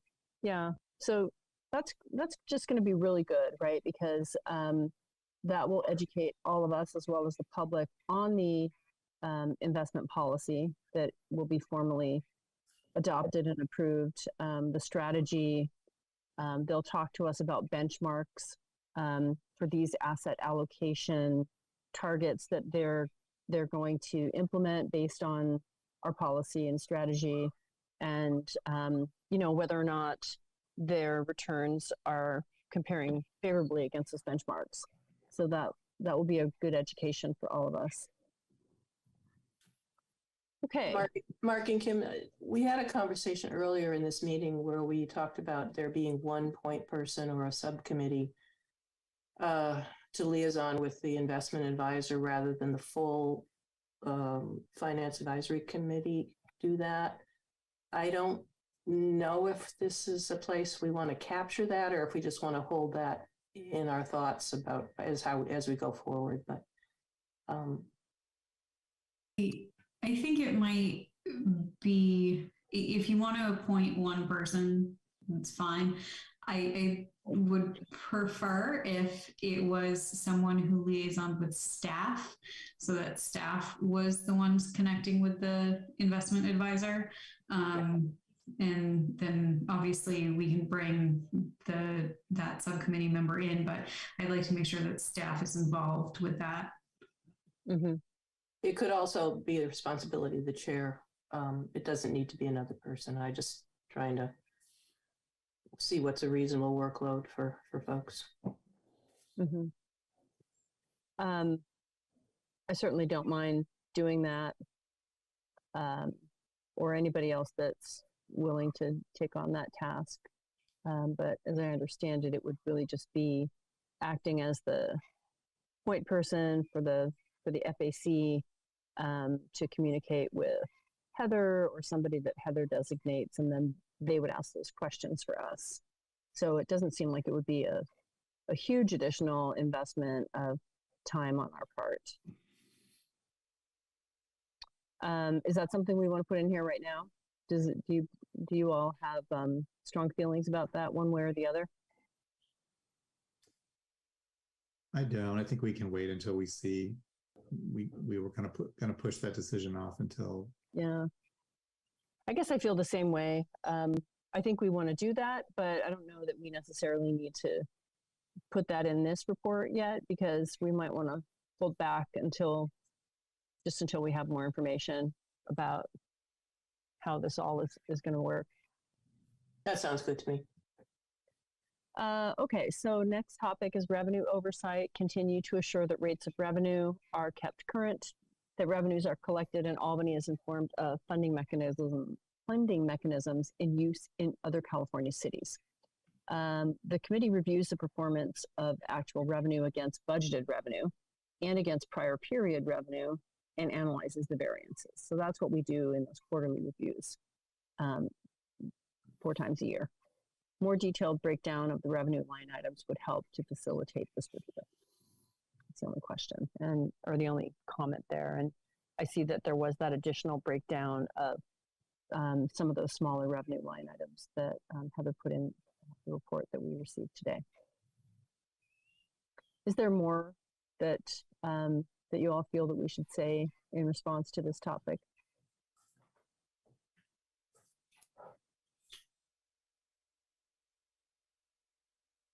No. Nope, it's fine. I guess the only other thing is the second part of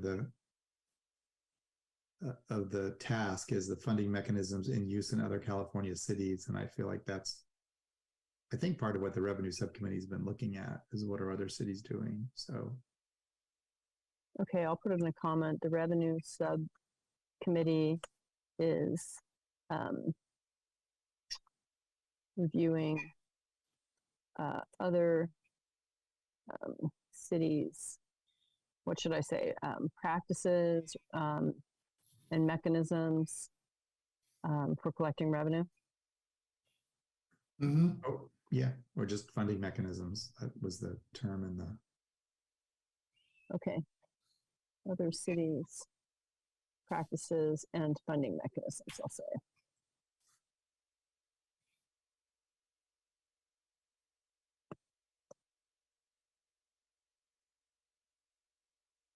Okay.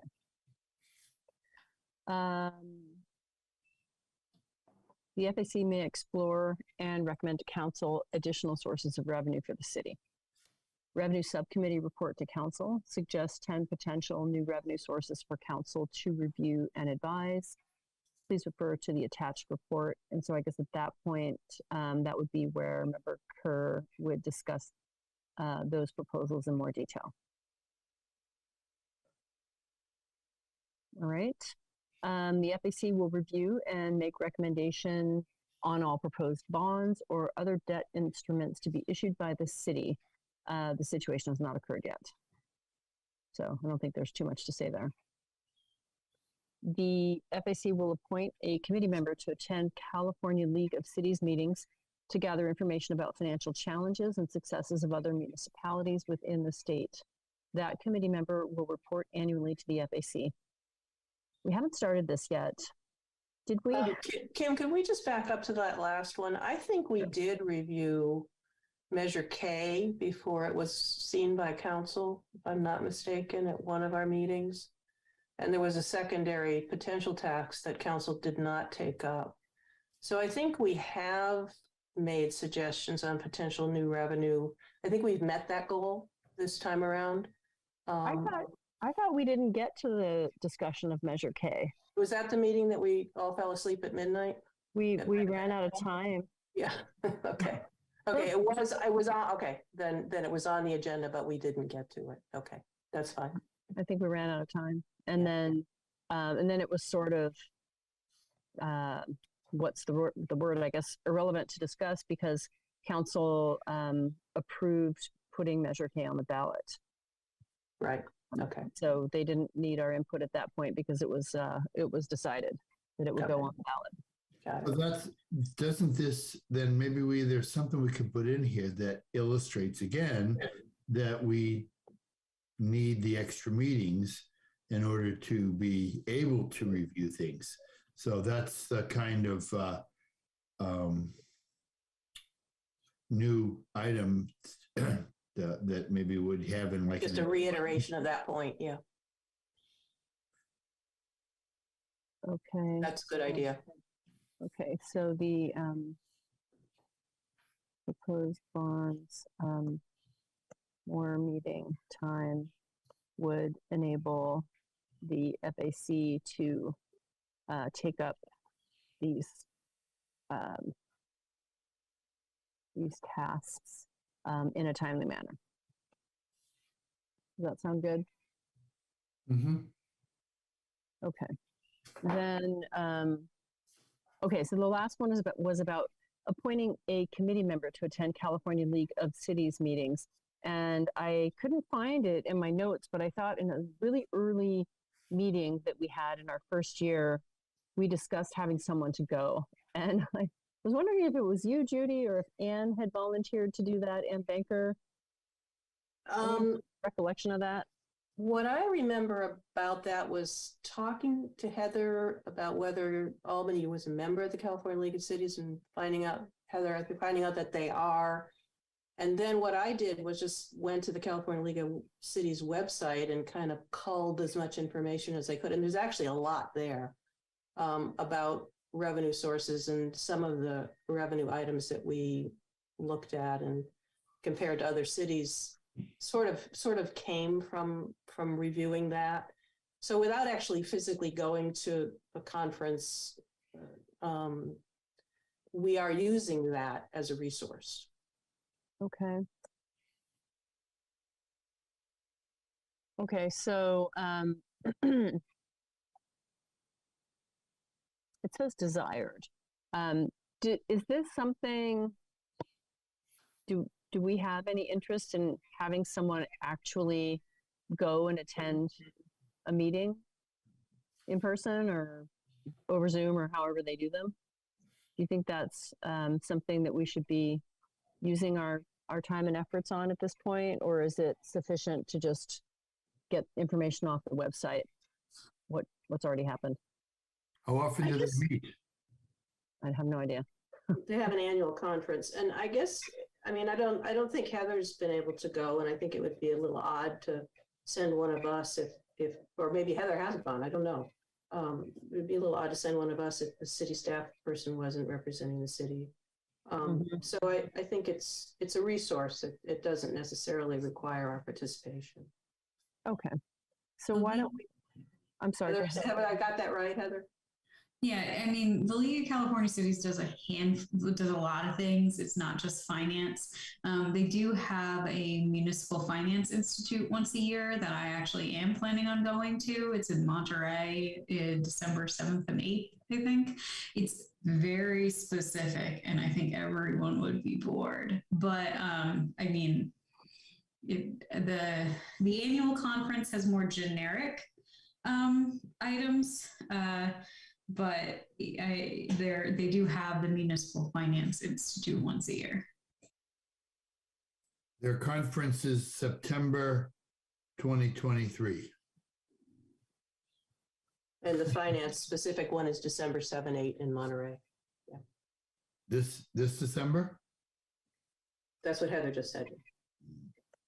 I would recommend just changing that to, that we'll use it as a resource, like Member Kerr said, we'll use it as a resource as the situations develop. And, we have used it for, the Revenue Subcommittee, and we'll continue to use them as a resource as needed. And that sounds perfect. And suggest changing the plan to using them as a resource rather than desiring to attend their conference. I agree. I think that sounds like a good way to address that. So I'll put those comments in there.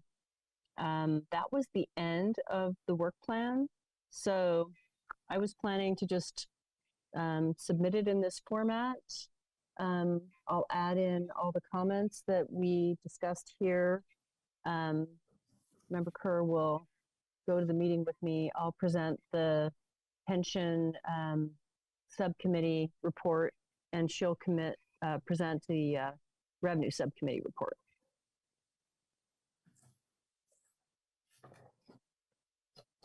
And we'll attach that calendar that we're going to put together for the proposed 8 meetings.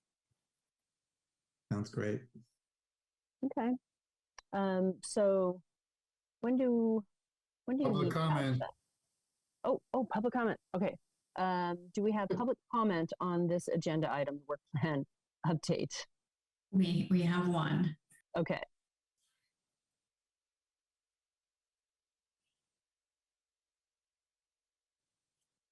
I see Gregory Bone has his hand up. And I will share the timer. I'm still prepared for this, guys. All right. And Mr. Bone, go ahead. Thank you very much, Heather. I appreciate it. And I at least wanted you to know, as a committee, you have one member of the public out there listening to what you're doing tonight. And it's very much appreciated.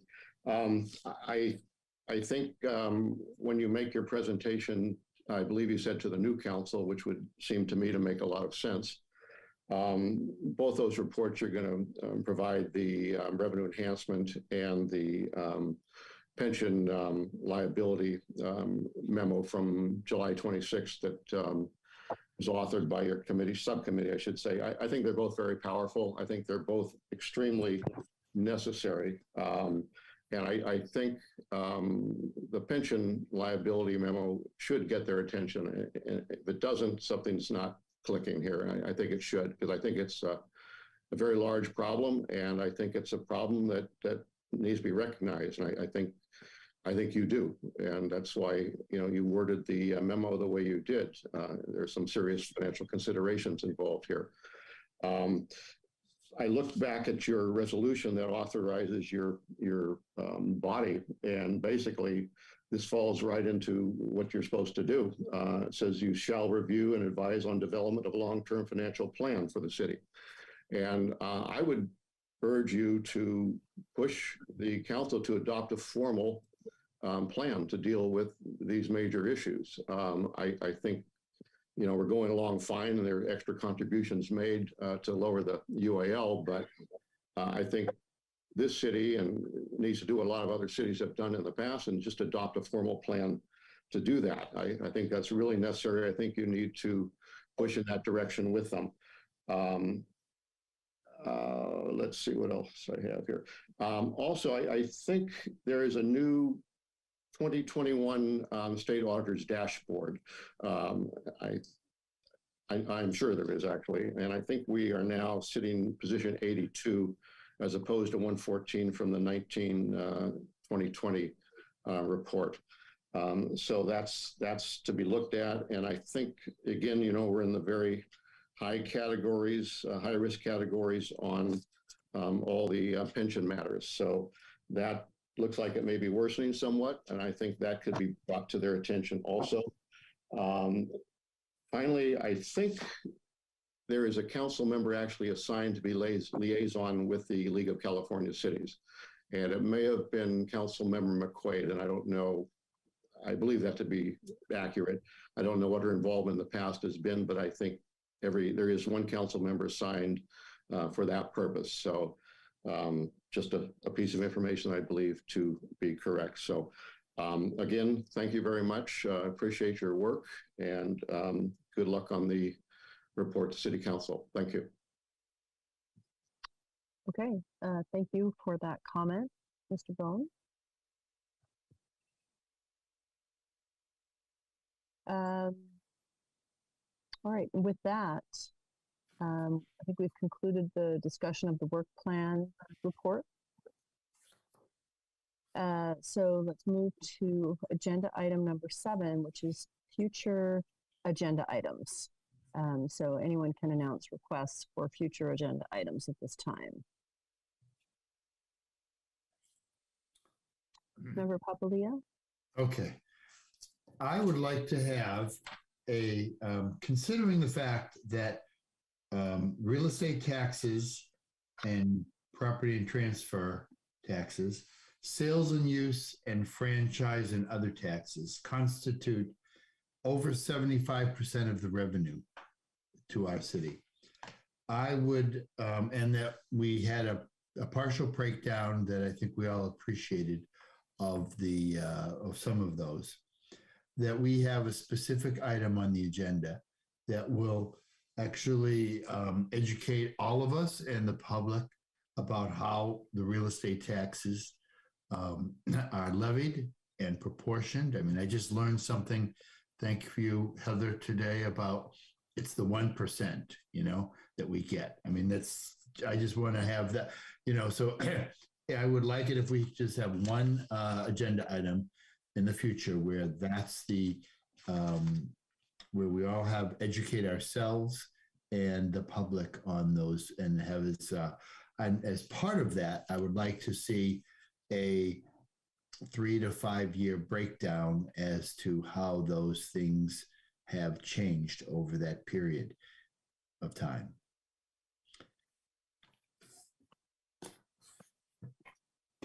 Thank you. Okay.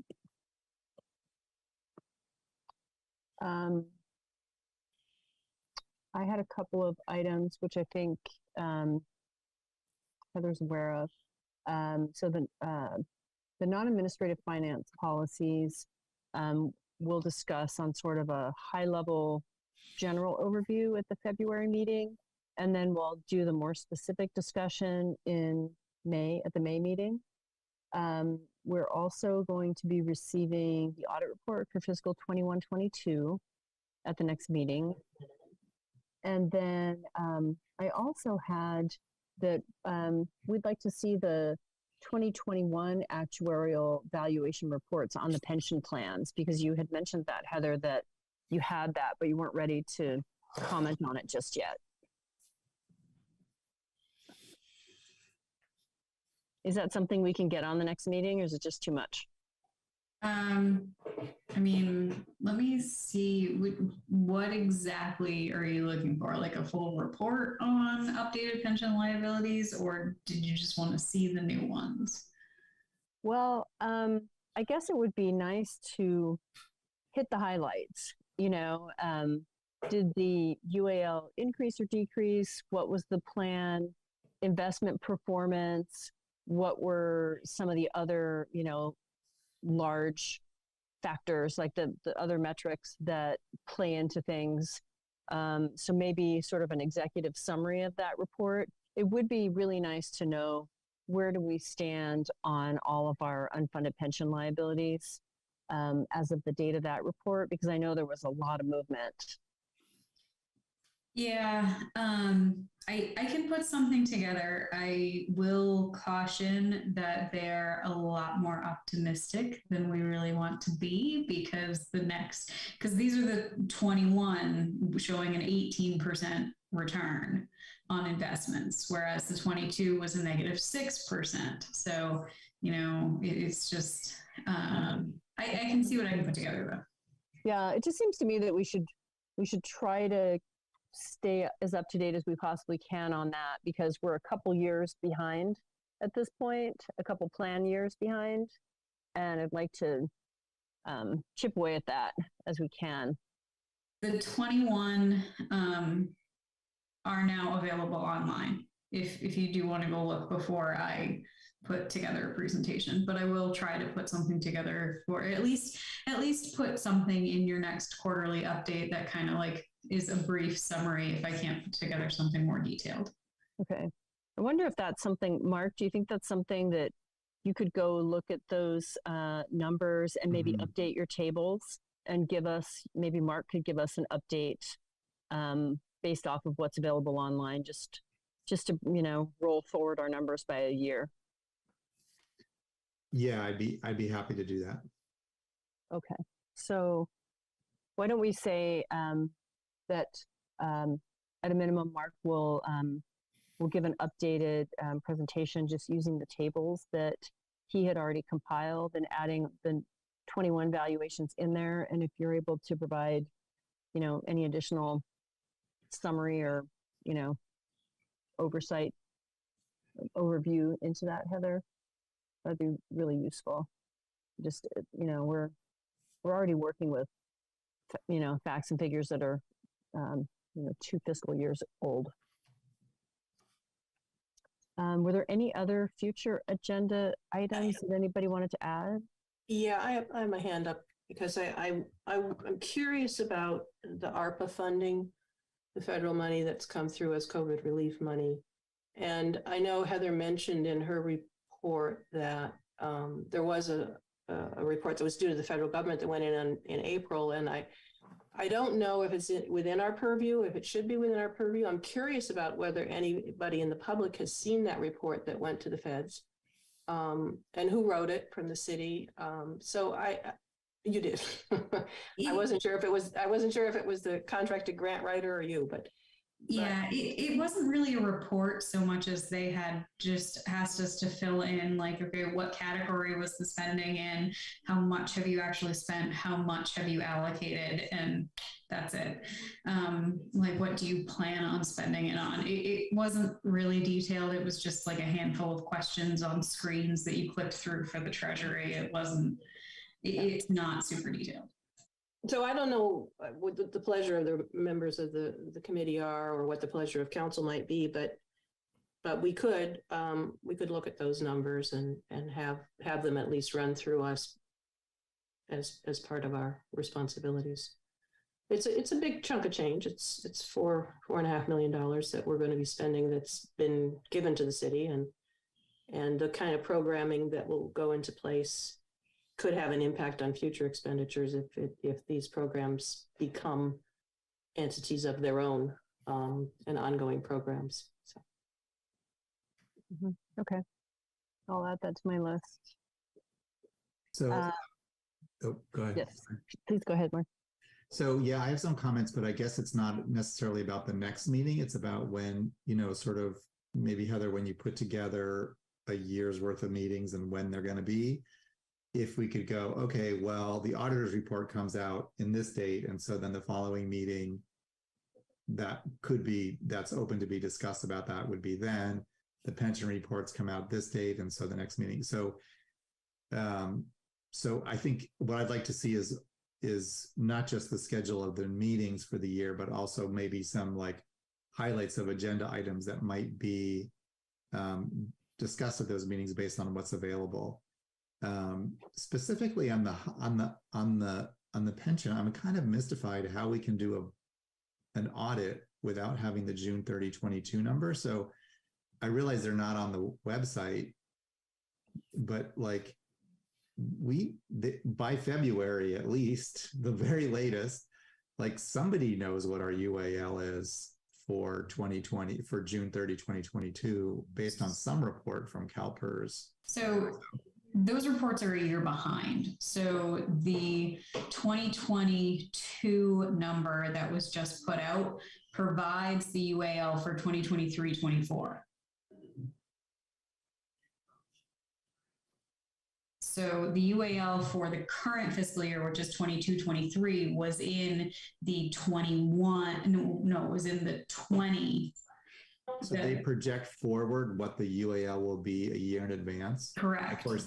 Of course, they're wrong if we say put in an extra 500,000 or whatever. So it's adjusted based on those. I have letters from the CalPERS actuary stating what the UAL will change to based on an additional contribution, but it's still using the previous like assumptions. So they don't really. So the June 30, 2022 audit for the city doesn't actually reflect CalPERS actual like investment income return through 21-22. It's just based on the year prior's actual report and what they thought they were going to earn investment income in 21-22. Correct. Wow. Okay. Interesting. Okay. So then my only other comment is that I really think we need to fast track the investment policy, just because, again, from being involved in those interviews and other folks in this meeting were involved as well, but a lot of the potential investment managers had comments about the city's investment policy and constructive comments about things that could change. And I would hate to see us hire an investment manager and then have to wait, to take advantage of all the ways that they could help make investments because we're tied up trying to figure out the policy. So I just think that we need to be nimble and ready to talk about that as soon as the investment advisor is chosen and ready to walk us through some potential changes. How exactly does that work? Is that something that we discuss and then we just write a memo to council with our recommendations on that for the next meeting? Because they're going to have to take that up. Yeah, so I think for that one in particular, we'll probably take it out of the normal course of bringing everything back to you guys during the budget. I'd probably work with the investment manager over, the next couple months and bring it to you guys with their suggestions and my suggestions at your February meeting. And then you can either write a memo or I'm going to bring it to council with staff report. And similar to some other things, you guys have had your meeting and then I've basically included in my staff report, here's what the financial advisory committee suggests. So we can do it that way. And that way it's a quicker turnaround where you guys suggest it and, you tell me what you want them to know. And then I put it in my staff report for their next meeting, basically. Mm-hmm. I'm at this, you've piqued my curiosity now. Maybe this isn't the right time. Do you want to give a couple, is it appropriate to give just a off agenda? An off agenda. Okay, we can't. All right. So we'll put that as a future agenda item. Okay, any other future agenda items? Member Papalia, you're muted. If we're done, if no one else has an agenda item, I just want to make a short end of the year statement. If no one has it, because I just want to thank everybody on the committee that has just been spectacularly working together and complementing each other with their interests and skill set. And I mean, it's just been a real pleasure. I hope you'll all be we'll all be back together in February. And as part of that, I apologize, but have we been introduced to the finance manager, Cassie Murphy, who's been with us? And I'd like to hear from her, is she new, and what would be her role next year when we get together again? Sure. So that I probably should have done this at the beginning of the meeting, but Cassie was promoted to finance manager a year ago. And so she has been with the city for a few years now, but she has been finance manager for a year, and she will be my backup and, helping once we go in person. There's a lot more stuff going on in the background that I will not be able to do by myself. So she'll be helping at the meetings. And if I'm out, she'll be, stepping in. So just making sure she is involved and you guys know who she is. Thank you for bringing her to the meeting. Hi, welcome, and congratulations on your promotion. Thank you. Yes, and I'm basically learning. Sorry, this is why I've been muted the whole time. I've basically to be fair, that's my dog she has right now. I have Heather's dog. Boom. Hold up. So yeah, I'm learning so that I could eventually present as Heather if needed. So I'll be attending regularly and stepping in when the time comes and if the time comes. Great. That's fantastic. Thanks for attending the meeting. Sure. And I'd like to second what Member Papalia said. This has been just a fascinating year, and learning about all the city finances and working with all of you has been a wonderful experience, and looking forward to continuing on with that next year. Okay. Can we move to item 8? We don't need public comment on future agenda items, right? Okay. So the next meeting will be February 1st, 2020. No, I think we have to ask the public whether they want to have a. Do we?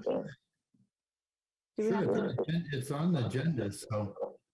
Yeah, but there are some things that you don't take public comment on, but I mean, we can if you want to. It's not a big deal. They can suggest topics. It's not as, it's a topic, I think. Okay. Is there any public comment on the future agenda items? We do have one. Okay, we do have one. It looks like it is Gregory Bone. Please go ahead. Well, I'm sorry, I misunderstood. I just wanted to express, and I should have said this before, I hope collectively you can stay together as a committee. I think you're coming up to speed. You mesh really well.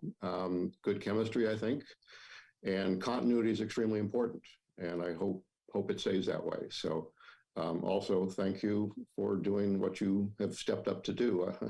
Might become a very thankless job. I don't know what the future portends, but it's very much appreciated. And for all the people that aren't listening, that are retired, such as myself, I'm going to tell them that you're extremely helpful for the city. It needs to remain vibrant and full of energy, and finances is just the lifeblood of it. And your work is just what needs to be done. And from all the committees that I saw, the 30 years I worked in Albany, 29 actually, this is probably the most significant one I've seen in all that time. And what you're doing is just tremendous and tremendously important. So thank you. Stay together as a committee, and I look forward to 2023 with you. Thank you.